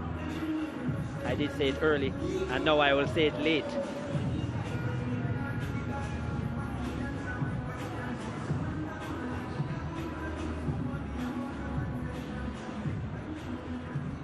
Trying to remember when exactly Sule Makala had scored the go-ahead goal for Mount Pleasant last year. I think it was just about 5 minutes remaining. 89th in the 90s, minute. or was it? 89th. In fact, Colin Anderson got the equalizer in the 83rd minute. I'm not sure why I thought it was closer. Yeah. It wasn't. Yeah, it wasn't an immediate response. In fact, Sule Makala's response came just after Colin Anderson's equalizer. So there's still time for a go-ahead goal at the death. It was an 89th minute winner for Sule Makala. So we actually saw 2 goals in the 80s last time.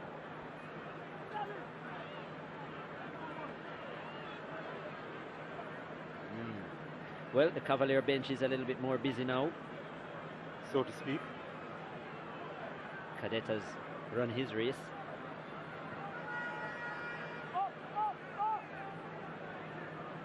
Is there another twist in the 90?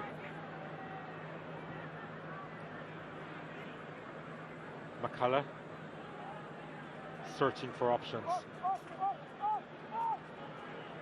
Topi.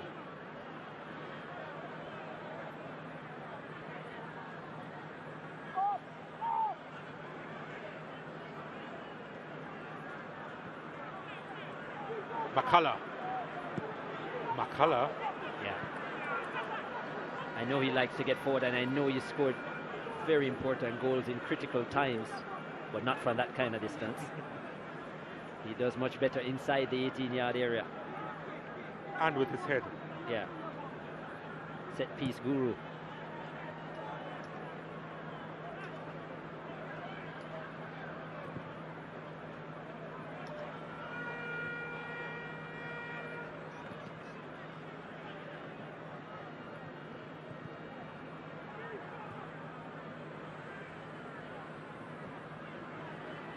Bailey, Green.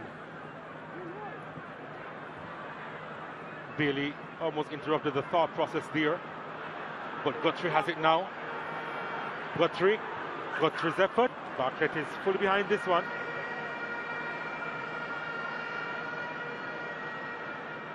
The effort and the pace on that one was similar to what Campbell would have scored. I was just about to say he can't manage another blooper, I call it, Dino Bartlett. To be fair to him, he did say to his teammates that he was a bit unsighted. Yeah, he saw it late. But even so, it was so slow that I think he could have made the adjustment. Anyway, he had full vision of that one. Kimoni Bailey on it. Taking a little trip in the middle of the park, finding Guthrie. Guthrie to Campbell. Bailey has continued his run. Now inside the area, Sends it across. A strong hand from Bartlett. Right behind him was Green. It was necessary to punch. Bartlett was trying to cheat. So he was almost trying to anticipate the pass. So if you watch Bartlett at the last minute, he's looking to come out to his 6-yard area, and that was intelligent from Bale. Look at this. I think he realized Bartlett was trying to come out, and he said, let me go closer to the goal. And he nearly caught him out. King. Oh, he's lost it. Bailey picks it up. Here's an effort. Inside the area. The flag, will it go up? Yeah, it does. Yeah. Sloppy by Ainsworth. It actually was Ainsworth and not King with the defensive effort. Turned back towards his goal, and he's hearing it now from the teammate. Ming is trying to calm them down, but Leng is not happy.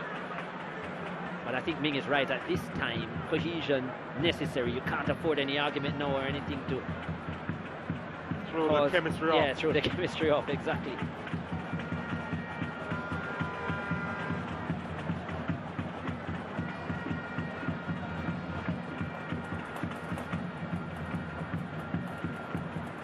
It needs to be crazy glue right now.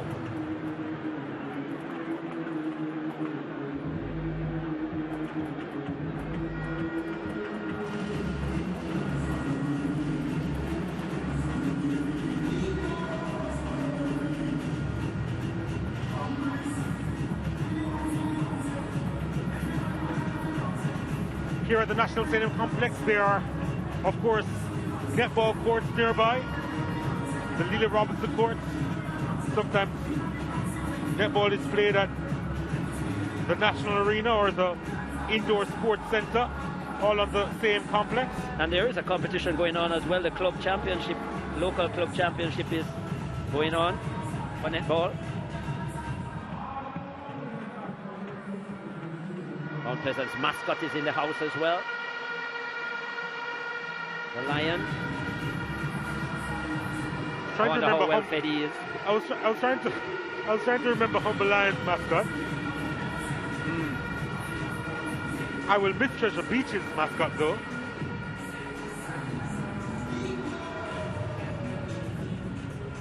Animals of various sizes and persuasion. A blue-eyed lion. Oh, that was the most outstanding feature. And not the dreadlock. Well, I'm sure the mane of a lion at times could give that assumption. I'm not sure about blue eyes though, but I guess Mount Pleasant would have it no other way. Ainsworth comes off, Shaquille Stain comes on. That's a swap we saw last game as well. Only thing but in reverse? Yeah, in reverse. Stain coming from Suriname.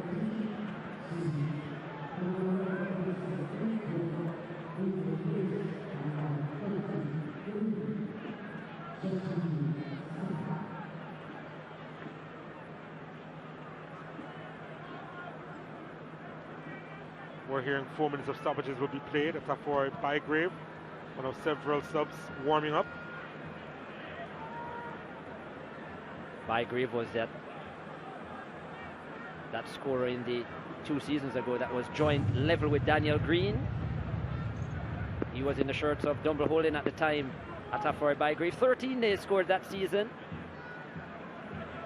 He hasn't been as prolific since. Well, neither. Went overseas and came back as well. Both went to Vietnam. Yeah. Both himself and Daniel Green played on the same team in Vietnam. Bygrave did return before. Green didn't return until earlier this season. Yeah. Halfway through the season, in fact, in December, January. And actually, I think helped to turn around Mount Pleasant because they were going through a little lull at that period. And his goals and assists certainly pushed them back up to the summit. Devontae Campbell on his travels, finding Kimoni Bailey. Guthrie trying to force it forward. Ball sent out wide out. That was a poor effort, but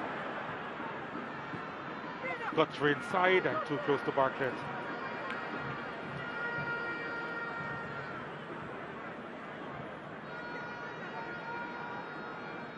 just about 3 minutes to go in terms of stoppages. There is Orlando Russell warming up as well.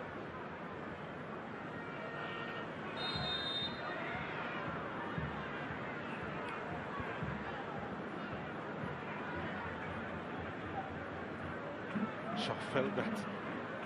Certainly did.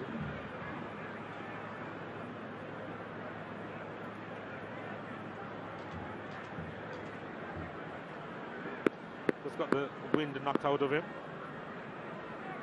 Devontae Campbell. Nicely done. Campbell placing that one inside. Got 3 out wide. Kimoni Bailey looking for the additional yard of space. Was he brought down? Here's an effort. That's wide of the mark. Sule McCullough trying to prove us wrong from distance. McCullough, this one was closer, but not close enough. Lots of power behind it, the one with the left foot. Well, looking to add another dimension in his senior years here, Sule McCullough. Opportunity for Cavalier now. Does well to keep it from going behind for a corner kick.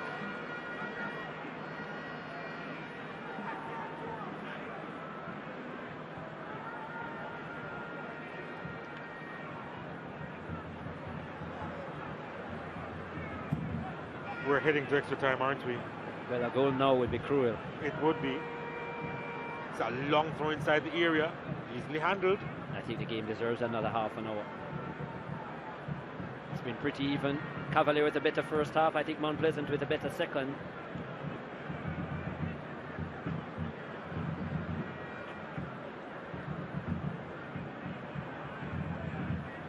Another long throw maybe. No, maybe isn't that. Here it is.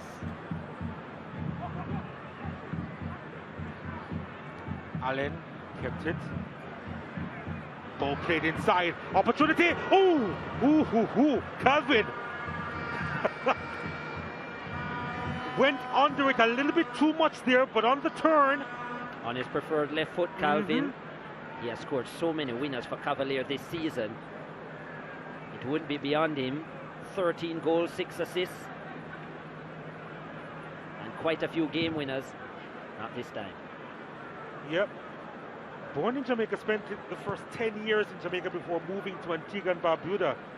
Played at the under-20 level for them. For Antigua and Barbuda, yes. That's the end of the 90. We can't separate them. And so we will have extra time here at the National Stadium. Devontae Campbell had opened the scoring before Richard King had found the equalizer 2 minutes afterwards. And these two so closely matched. And so we are going to need extra time here. And maybe, just maybe, we'll see a difference.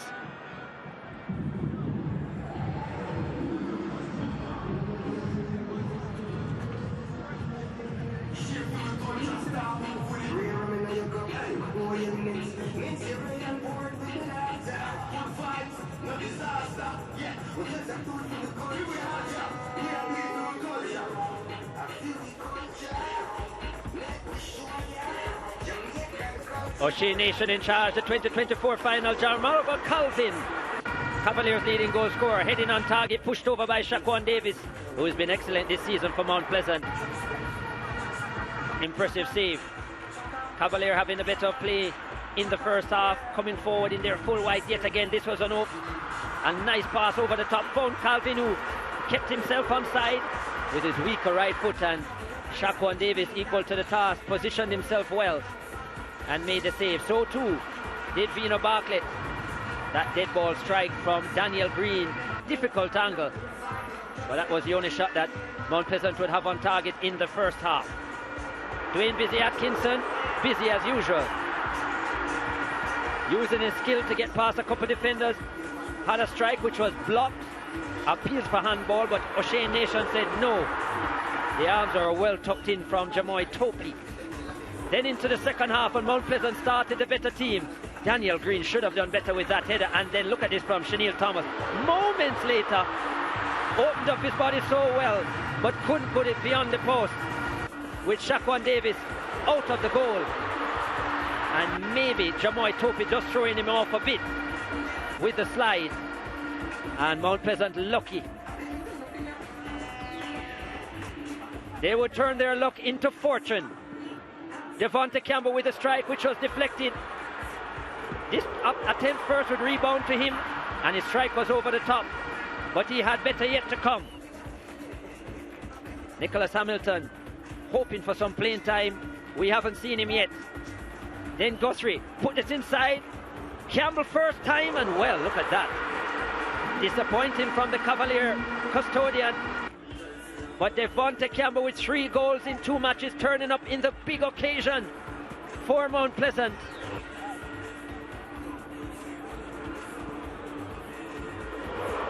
Five goals on the season now for him. And Mount Pleasant with a lead after 65 minutes. It wasn't to stay for long. Because from the corner, moments later, 2 minutes later, Richard King would find the equalizer. Nodded down from Giovanni Leng from the corner. He picks up the assist. And King on the volley found the far corner. That was a very good finish, especially for a centre-back. And King with his first of the season. Cavalier all square after 67.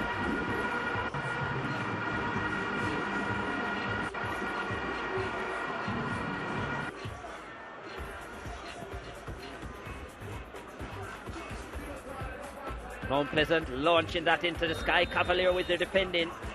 And no change to the scoreline after 90 minutes. So Shane Nation calling it to an end. Extra time is where we go. 4 on target from 11 attempts for Mount Pleasant. 3 on target from 10 for Cavalier. Not much in it.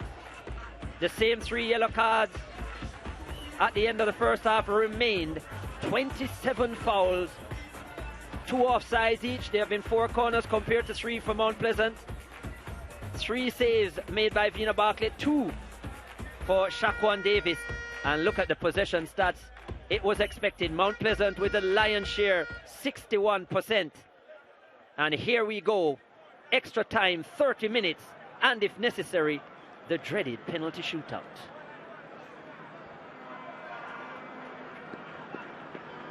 Will there be any more twists and turns before then? The office is known for them. Nathaniel James is about to make an entrance here, replacing Kimoni Bailey.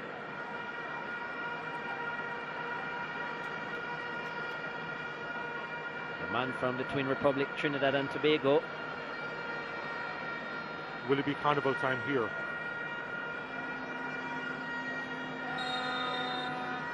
We're on the way for the first period of extra time.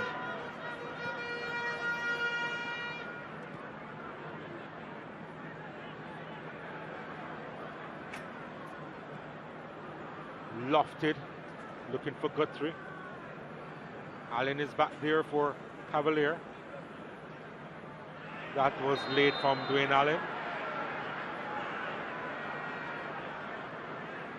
Yellow card is shown to Cavaliers number 13.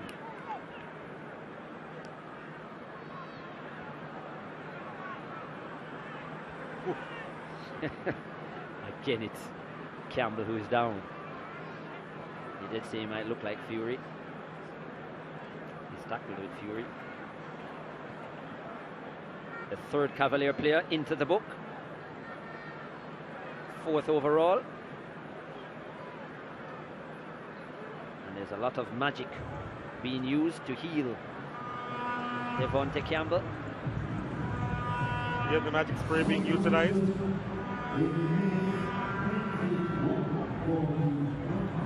Maybe with Nathaniel James on, a little bit more pressure will be off. Do we make it the 3rd change? We've seen Tevin Shaw come on. We have seen Romeo Guthrie come on.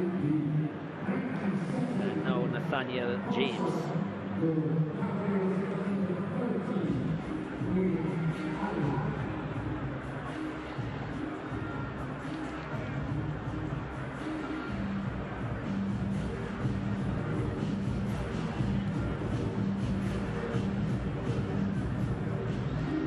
Cavalier, they've made just 2. Dwayne Allen, who's just gone into the book, and Shaquille Stein, the man from Suriname. In fact, ironically, it was a team from Suriname, Robin Hood, who got the better of Cavalier in the Caribbean Cup when they were beaten in the final. McCullough. Campbell still feeling the effects over at the far side. Shaw. Austin.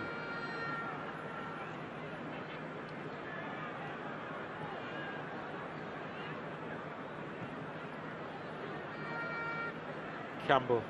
Still feeling it.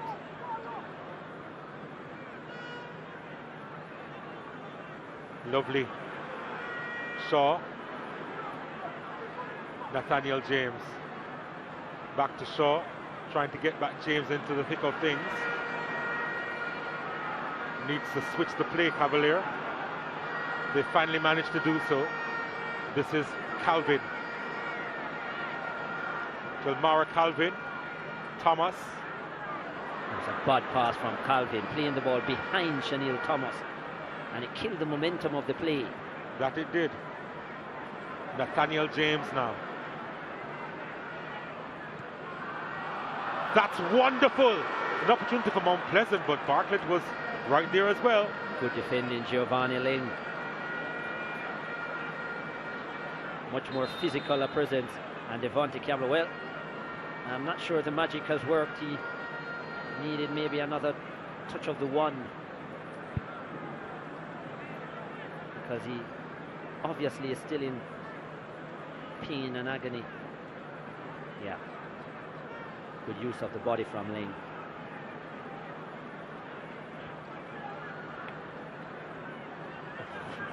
One of the hardest matches in his young career. Still managed to score a goal, which tells you about his character.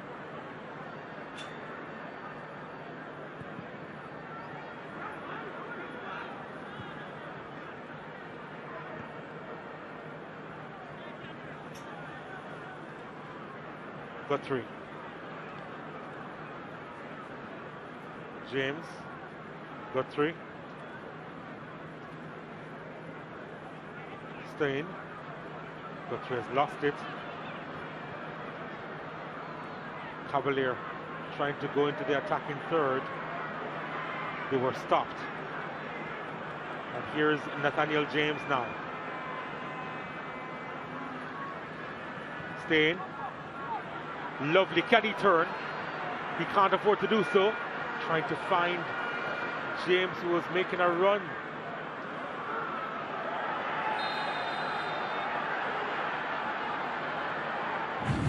Austin might go into the book here, yeah. Yeah, he does. I thought it was a poor challenge as well, and one that he didn't need to make. Irving was going nowhere, the captain.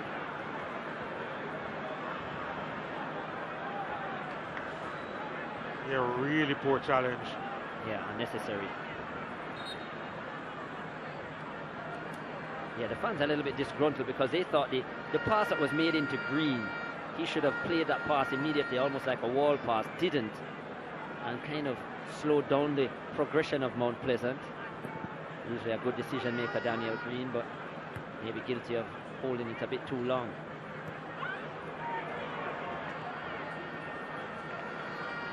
Ball played out wide.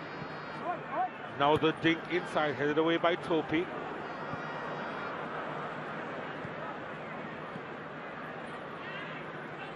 Well, he stood strong, and Calvin went down. James got in trouble, trying to win it back, but can't. Cavalier with it. Irving.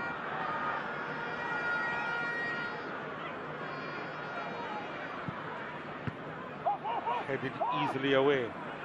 Allen on it.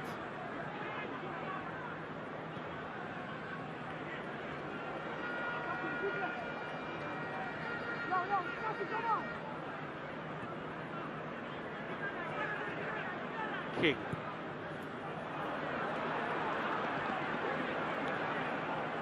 Well, that was a royal mistake.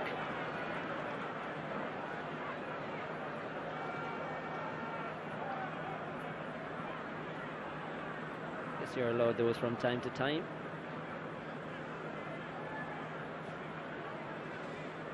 Both these teams would have benefited from 2 weeks off because they were the automatic teams through to the semi-finals. So that should probably help the fatigue levels.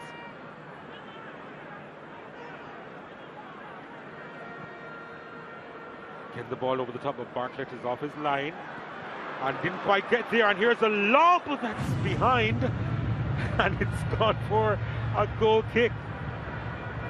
Ming is asking Bartlett why he needed to come there because there were defenders there. So why? I'm not sure why the keeper needed to come, and that's what Ming is saying. Look at this here. There was coverage. Ming is saying, "Look, I have this covered." Not the first time a conversation has been had between the two in this game. I don't think Bartlett had any business there.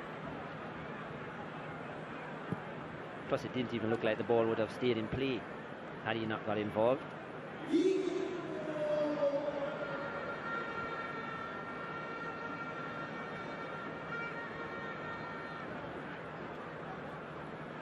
Shaquille Bradford, leading goal scorer for Mount Pleasant. If you're looking at the entire season, 10 goals, although 8 of them came in the shirt of Harbourview. 2 since being at Mount Pleasant, but really has lost his form and lost his place. Cavalier with it now. Stain. Atkinson.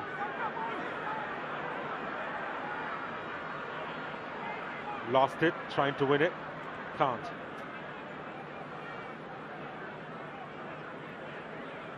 Shaw. He was struggling to find options, Shaw. And McCullough sends it out wide. And Devontae Campbell will stride forward now. Campbell trying to poke it forward. In the way was Ming. The game looks a little stretched here. Calvin. Opportunity here for Cavalier. Can he finish?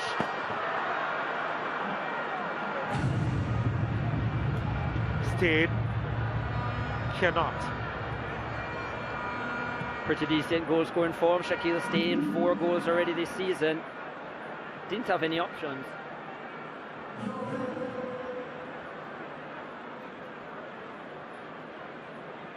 Campbell.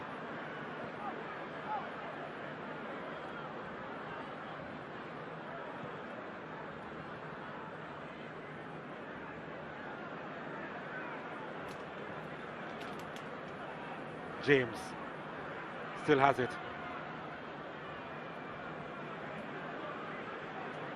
Devontae Campbell. Guthrie. Lovely. James couldn't quite control. Not much of a push there, according to O'Shea Nation. And Mount Pleasant guilty of making a little bit too many passes across the 18 before that.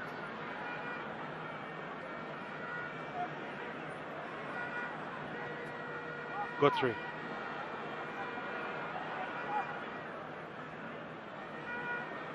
He was thinking of a shot there, but James. Oh, that's a lovely ball forward, and the shot is saved by Bartlett.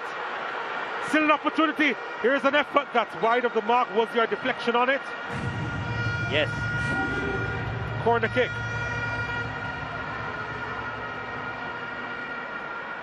Mount Pleasant coming to life again.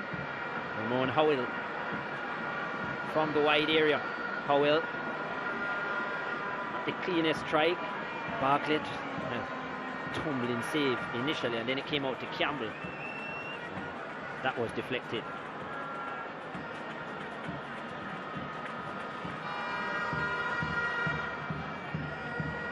Corner kick coming in, headed away. James needed a bit more depth there with the delivery. Couldn't beat the first defender.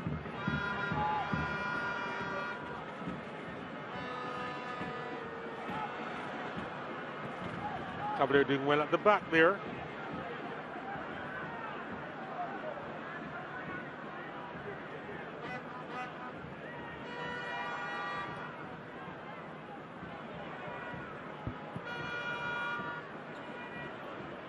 Devontae Campbell.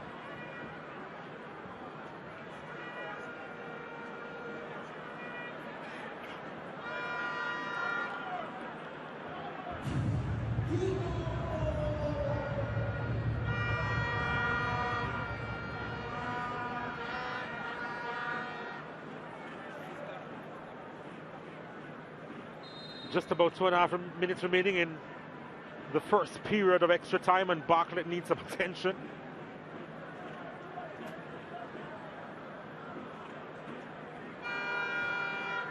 Just to eat up a few more seconds here. I wonder which team will be more confident for penalties. Just 2 goals in it. Campbell. And then 2 minutes later, King.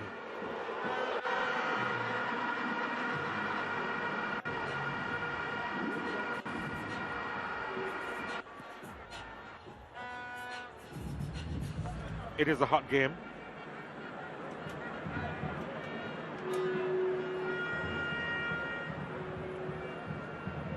Bartlett has received the required attention.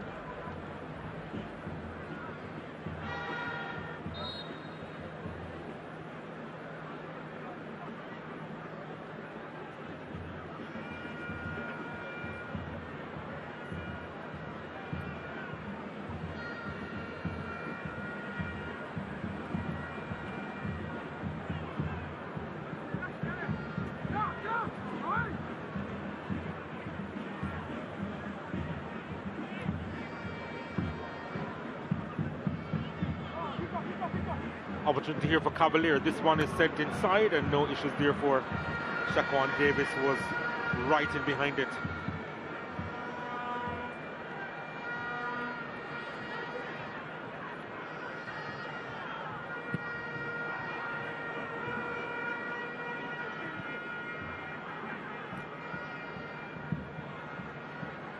Shaw. James.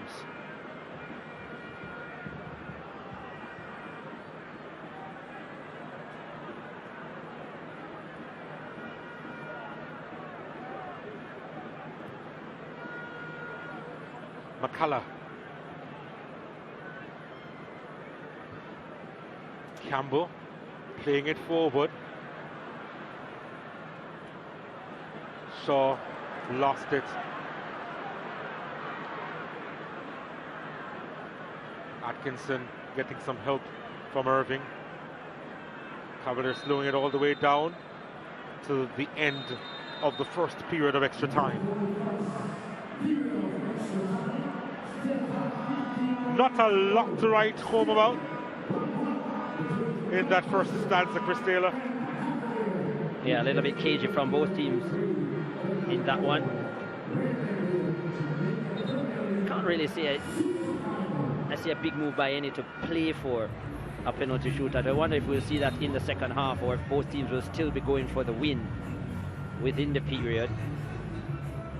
Big coaches meeting all around: Warren Barrett, Davian Ferguson and Theodore Whitmore.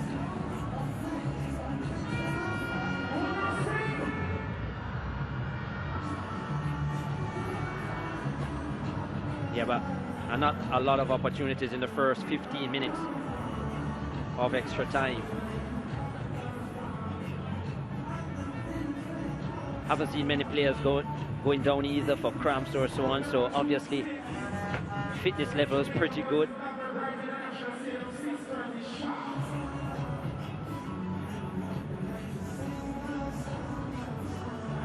Great turnout for sure. Many concerns initially, as we said, based on which teams were in the final, but the entire Garden Parish is here supporting from the north coast of St. Anne. And Cavalier, who come from this area, Mountain View, are here in their numbers as well, and just many neutrals as well, just supporting the highest level of football in Jamaica. The product has been well marketed, well advertised, and hence they're reaping the rewards in terms of the support and the excitement. Many good marketing ploys as well, many deals, whether to do with tickets or the main sponsor, Ray and Nephew, etc. And boy, haven't they used social media well. They have. Daniel Green needs some help there. He's down in some pain. Not sure exactly what happened to him.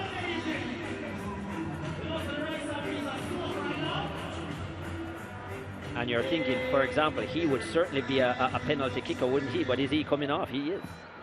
Bygrave to replace him. Tafoy Bygrave. Was a hero so many times for Dumble Holden. Although he couldn't take them to the title against Harbourview. Was a part of the team last year when Mount Pleasant lifted the trophy. Scored 7 goals that season. Only 2 years scored this season, and really and truly his time has been limited off the bench. What a moment it would be for him if he could provide something special for the defending champions.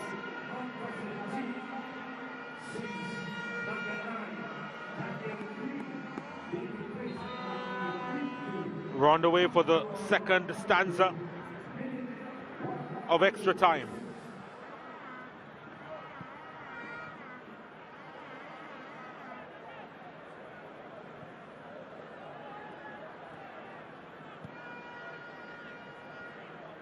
We of course still have Shaquille Bradford on the bench, Mount Pleasant, as an option.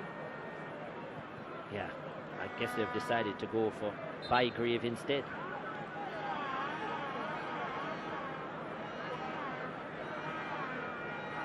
As they have done many times, and quite frankly Bradford's form has really left him, and I'm not necessarily sure they would have been looking at him as a penalty option.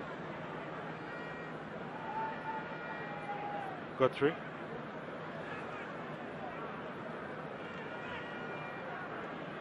James. Campbell, the youngsters linking up.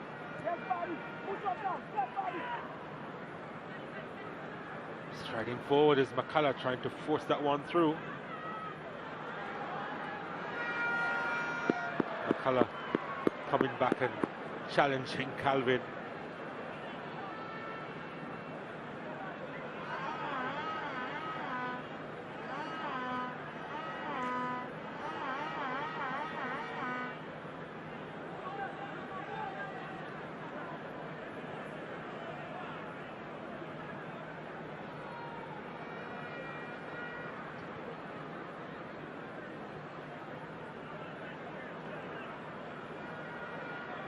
Campbell again going through the gears, offside.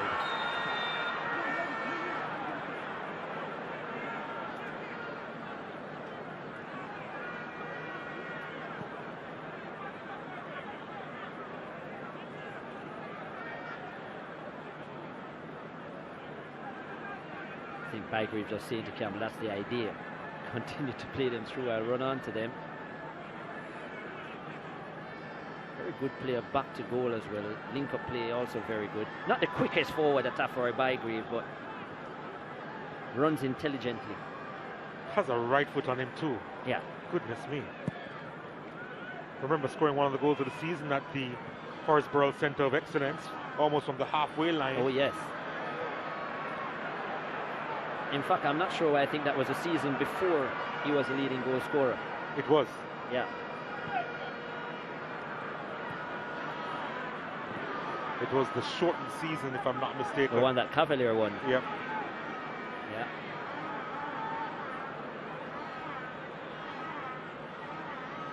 The season after that, he was magnificent. 13 he scored.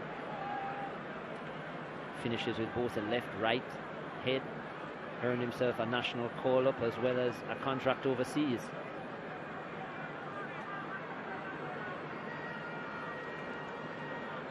That is the prize that they will lift the winner at the end of this game. It looks beautiful. It's very shiny for sure. I guess they got their turtle wax out.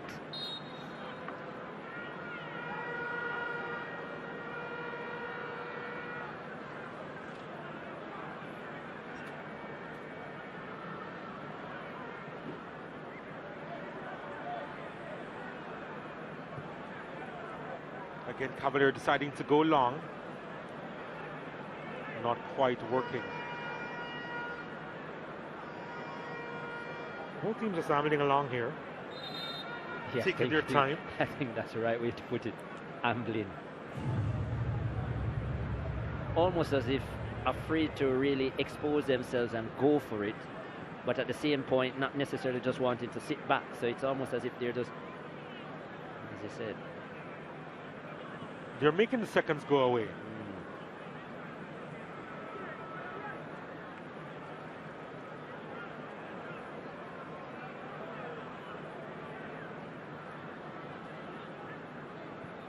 Austin goes long.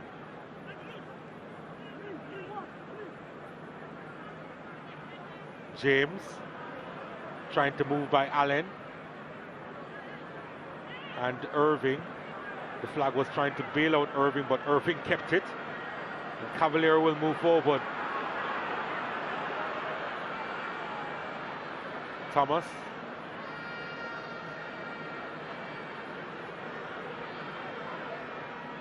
Stain. Thomas. Reed was trying to force that one through. Thomas has it back. Reed. Calvin. Sent inside the area. Clearance made, but not too far out. Leng. Back out wide. Calvin. Calvin has space to deliver here. Didn't have the power behind it.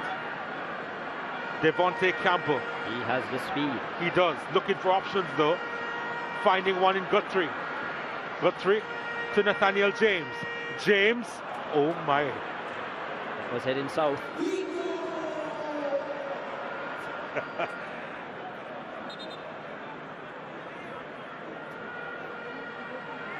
Not quite to QRC, but in that direction. Oh yes. Shanil Thomas, his time is up.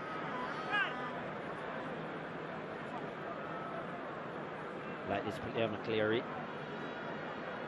Jerome McCleary to be exact. Yep. Versatile kind of player. Came out of Port Antonio High from those ranks, the 20-year-old. Just 4 goals to his name so far this season. Jerome McCleary.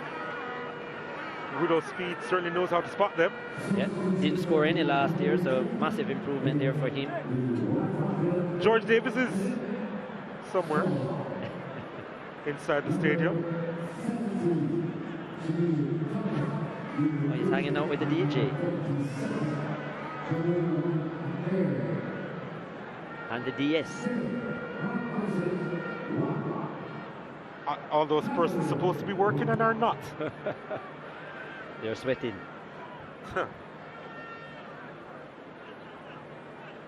A symptom which really doesn't matter in the scheme of things, I suppose. Here is Devontae Campbell.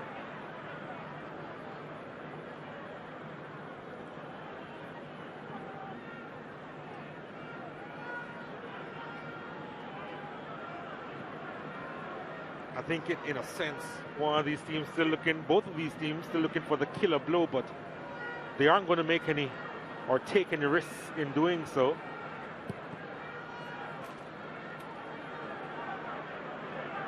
Yeah, not really willing to commit many players forward. Shaw. Guthrie. Oh, nice. Nicely played through the lines, and McCullough looking for options now. Austin.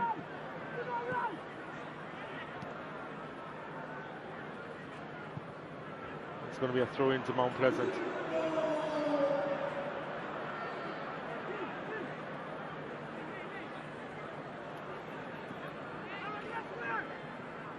Shaw inside. Guthrie can't do much with it.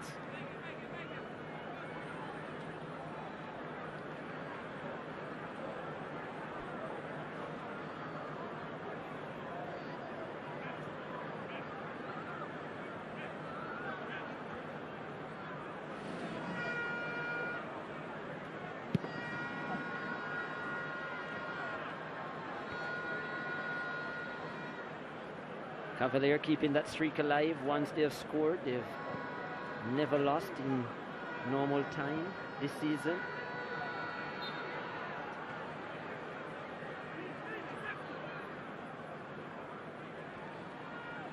Oh, that stat is now gone and irrelevant. First time they are playing extra time. Yeah. McCullough. Campbell trying to get Guthrie involved again.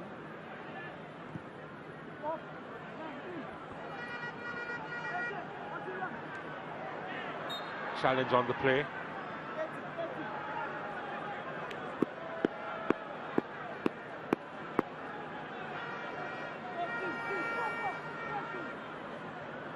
Five minutes remaining here in extra time.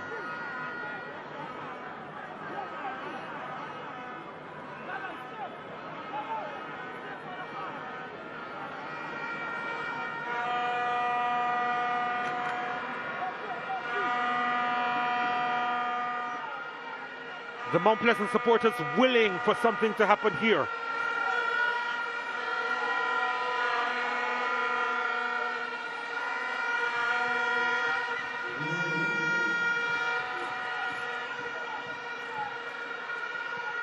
James sends this one inside. Barclay gets a hand on it. Corner kick to Mount Pleasant. Unfamiliar territory here for Mount Pleasant. Of course, they've never been beyond regulation time in a final at the Premier League level. So this new territory. The last time Cavalier lifted the title, they won it on penalties. Well, they have to defend now. Campbell. Skewed attempt. I can't even say well wide. It was deflected. By whom? I guess by the breeze. I'll give you that.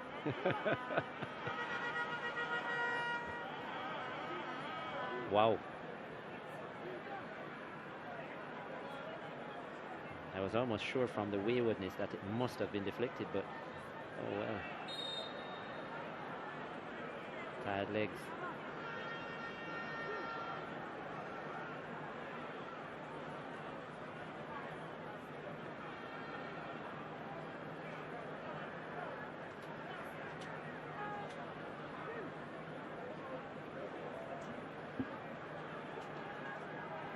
Is there more to come in the 3 minutes of extra time remaining?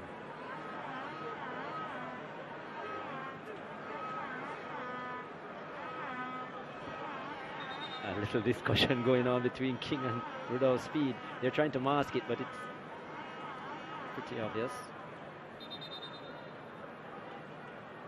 And they're going to allow the change before. Ladale Ritchie is going to come on for Gawain Austin. Wow. Change in the back line at this point. Yeah. Is this suggesting that Ladale Ritchie is coming on to kick a penalty? That would be a surprise. Well, this is a bigger risk I've seen, because we've spoken about both teams being cautious in extra time and not wanting to make a mistake, but Theodore Whitmore. He's a club captain, though, is Ladale Ritchie. Yeah. And he is a Premier League winner, lots of experience, so maybe that's the kind of mindset Theodore Whitmore wants to finish this with, that kind of solidity. Going for experience, maybe. Cavalier, they're set to make 2 more changes. So Nicholas Hamilton is going to come on. And Orlando Russell is coming on as well. Yeah, so clearly this is about the penalties. Allen is off. In fact, Allen, who came on as a substitute, is going off. Must say though, Donald, I've never believed in making changes at the end just for penalties, and more times than not, it hasn't worked.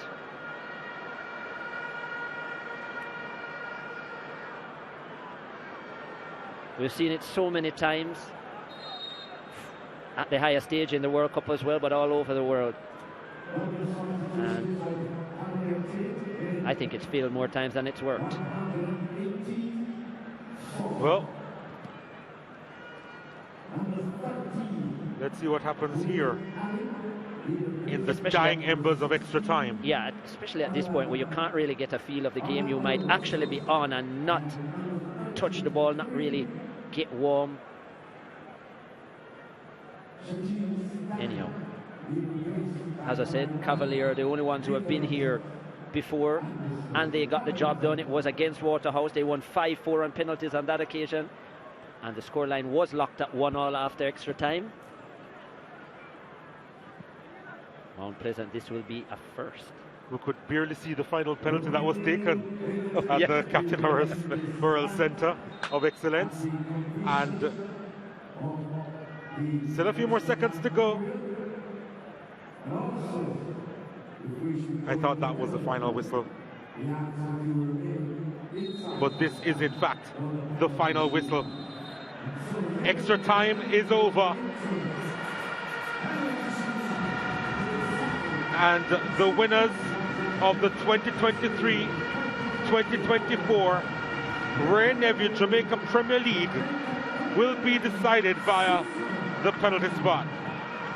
Chris Taylor, fair? Well, obviously there will be a bit of nerves for both camps. As I said, Cavalier familiar with the territory because they were successful last time out, and quite a few of these players were there then, including Rudolph Speed and his staff. So I think they'll be a little bit more comfortable. They've been here, done that. Not at this venue, but yeah, Mount Pleasant, this is new territory for them. Never been in this situation before. Obviously, the coaching staff at some point in their career, they might have been there with other teams or when they were players, but it's always different. So maybe, that being said, slight advantage Cavalier. Who do you think, though, is a better shot stopper? They made no changes to the goalkeepers, so it's Vina Bartlett against Shaquan Davis. Davis has had a top season and the goalkeeper of the season. Vina Bartlett has been in and out. He shared the position with Jadine White, who had the most clean sheets of any of the goalkeepers in the season, but yet not in the squad for the final.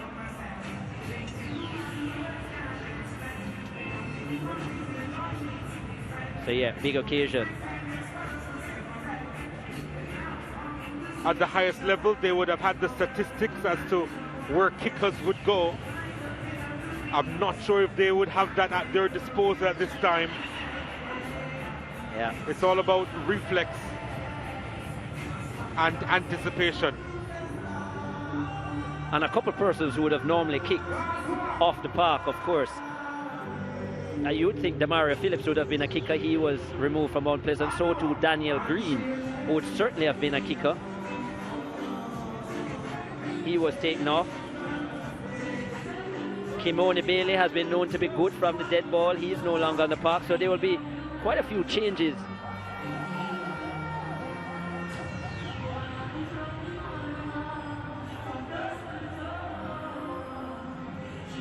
You think of the changes maybe Cavalier has made, they have actually kept their kickers on for the most part,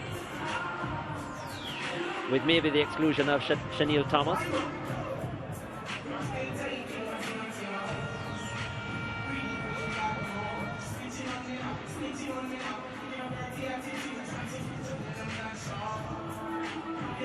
I think Atkinson, King and Calvin must be among the five.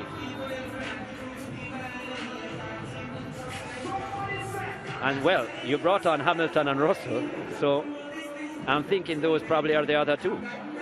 But are they even warmed up properly? I tell you, I'm also not a fan of that being your first introduction to a game. We said that, yeah. Don't agree either. Ladale Ritchie came on, so I figured he's one of the kickers for Mount Pleasant. Soleil McCullough almost certainly will be one. Yeah, there are a lot of experienced heads out there for Mount Pleasant. Even though you probably think that Cavalier have the advantage because they've been in situations like this before. Yeah, lots of experience in the Mount Pleasant camp, but yeah. Devonta Campbell, maybe the game he's had, maybe he might be one. Nathaniel James, good from the dead ball.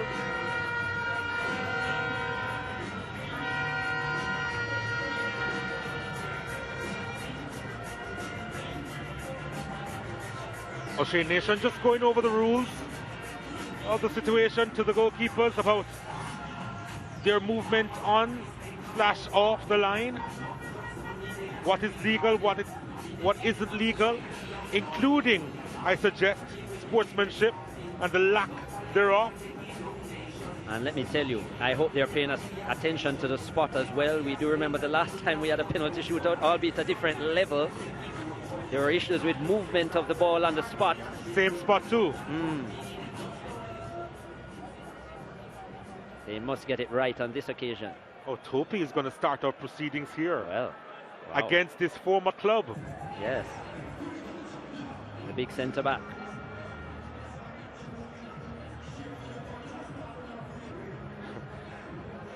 Bartlett being sent back by Topi and referee nation. And a lot of times in penalty shootouts, it's not necessarily, as they say, about the persons with the best technique or so on. It's the persons who can keep their calm, stay composed, and so relax through the moment. So, first kick of the series. Topi against Bartlett. Ooh, he found the corner. Bartlett gets the right way, but Topi had enough power behind it. Good technique, Jamoy Topi. I must say, in penalty shootouts, I've always rather to kick first. Topi hesitating, enough pace. That was well composed, and Bartlett was right there. Almost went under him. Unpleasant with the advantage.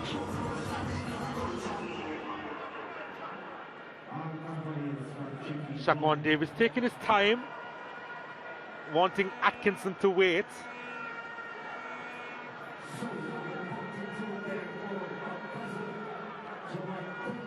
He's a confident custodian, isn't he? Goalkeeper of the season.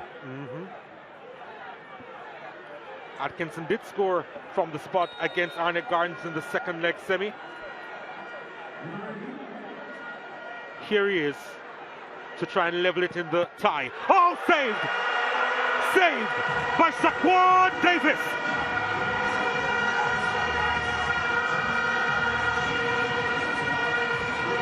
He tried to blast it down the middle, but Davis was equal to the task. Busy Atkinson scored one against Arnett Gardens. This time he can't convert. Did find a corner on that occasion. This time it wasn't anywhere near the corner. And Shaquan Davis had the stronger biceps there. Big left-hand save.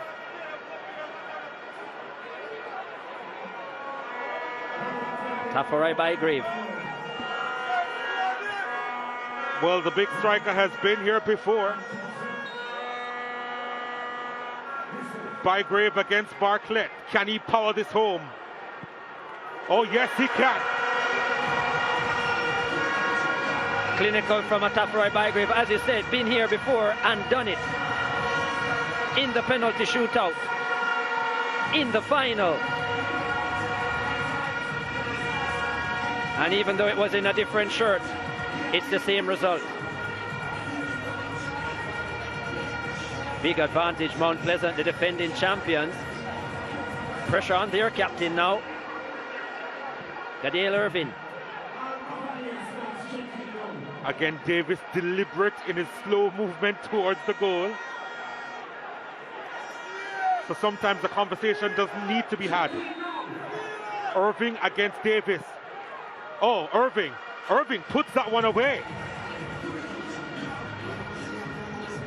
Yeah, the captain delivers. Calm and composed. Pretty good height on it as well. He sold it Went with a straight run up, almost to give the impression that you would open the boot and put it to the goalkeeper's right. Sold him with the eyes. Good finish. Now the club captain came on 2 minutes before the end. Well, the veteran is on the park. The 34-year-old from 12 yards. Can he make it count? Oh, it's saved by Bartlett. It doesn't work for Mount Pleasant. Not enough power behind it. And Bartlett guessed correctly. It was too obvious. It was too obvious from Ladale Ritchie. Showed the goalkeeper where he was going. Nowhere near the corner. And again, that ploy has not paid off. On as a substitute right at the end. Failed mission for the experienced custodian. But all is not lost. Still advantage, Mount Pleasant. King wants to score to get this level. Had to fetch the ball just now. Walking a few more yards. Scored the equalizer. Good game. Let's see what happens with this one. King. Oh, he found the top corner, didn't he? Wonderful kick. Well, that was something from Richard King. Likes to blast them generally, King. He has good technique, Richard King. And that was a top quality penalty. Not much of a run-up. And look at that. Blasted it beyond Shako and Davis. And Davis didn't even bother to try and extend the arms because he realized he was beaten. Top penalty from the big centre-back. And now we're all square. And Guthrie, who in my opinion had a so-so game, came on as a sub. Let's see what he can do from 12 yards from Mount Pleasant. Saved by Bartlett.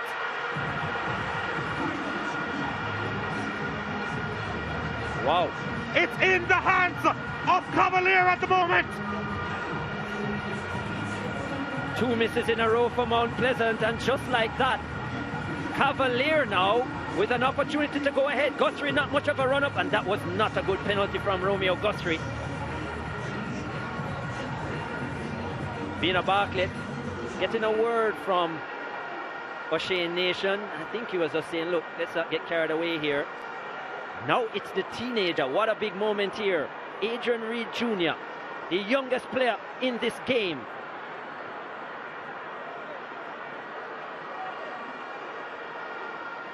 It's a scenario where age doesn't matter. That's what Reed Jr. is thinking. And he scores. Oh, the composure. Oh, the power in the kick as well. Wonderful stuff from the teenager.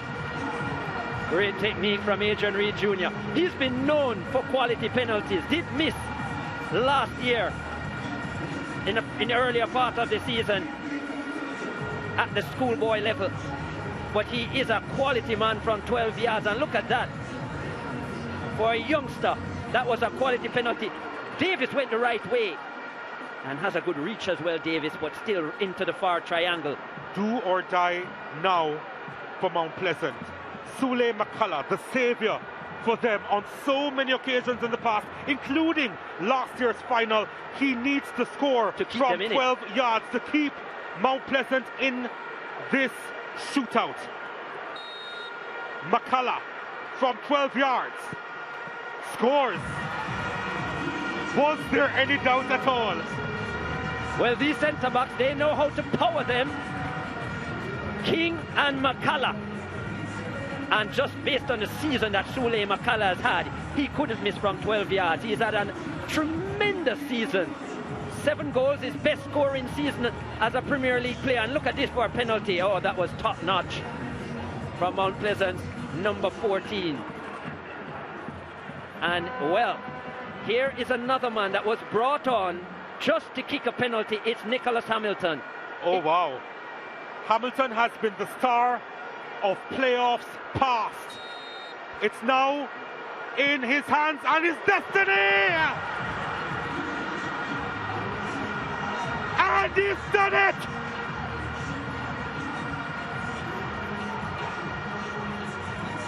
These kids have done it again.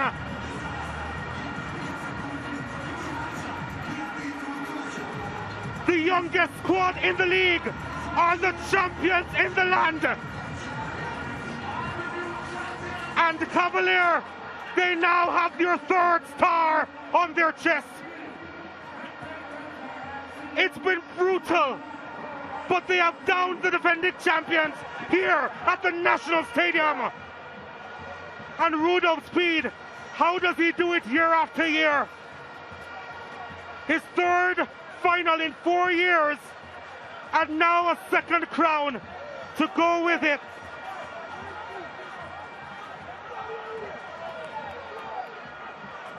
But wow, oh wow, Cavalier against all the odds. Ray Nephew, Jamaica Premier League champions 2023-24.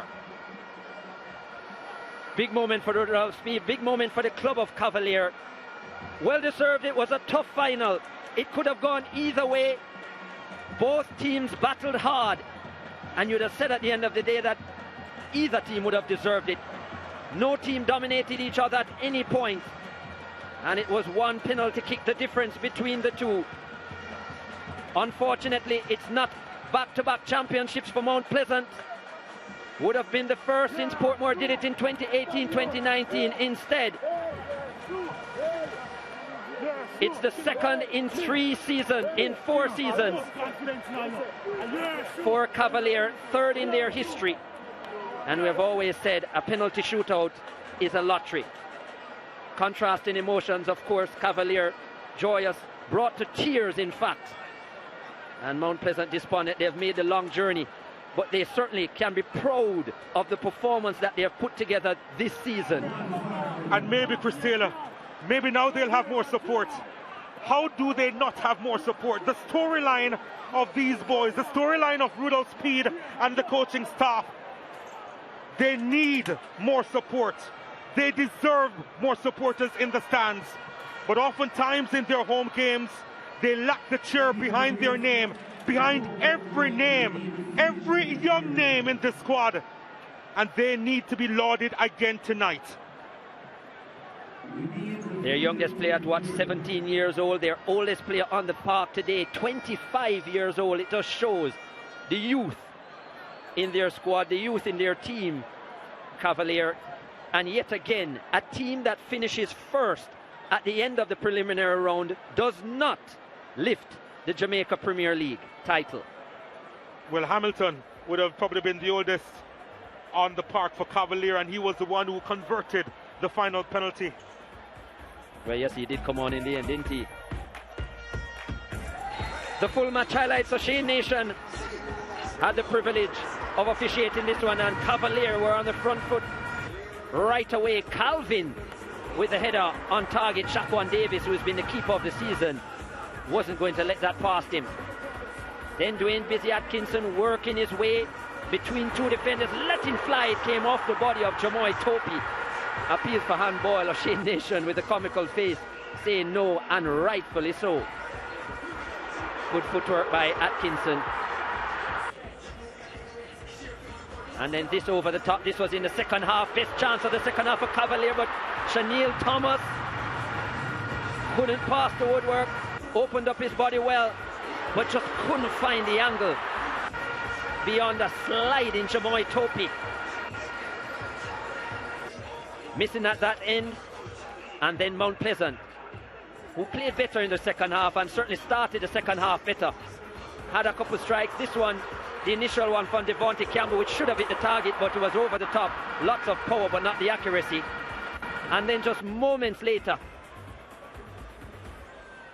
he would provide the lead for Mount Pleasant. Into the area, Guthrie with the pass, and Devontae Campbell.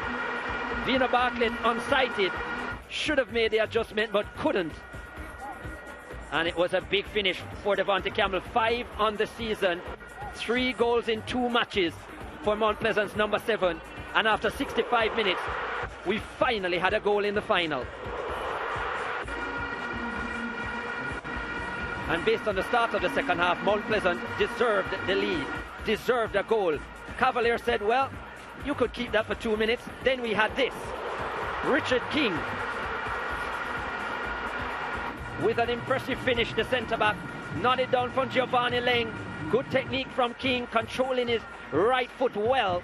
Could easily have kicked that over the top. Didn't go for too much power. Went for the accuracy and got the result. A special finish from a man named King. And it was 1-1 after 67 minutes. And this game was lighting up. Now into extra time.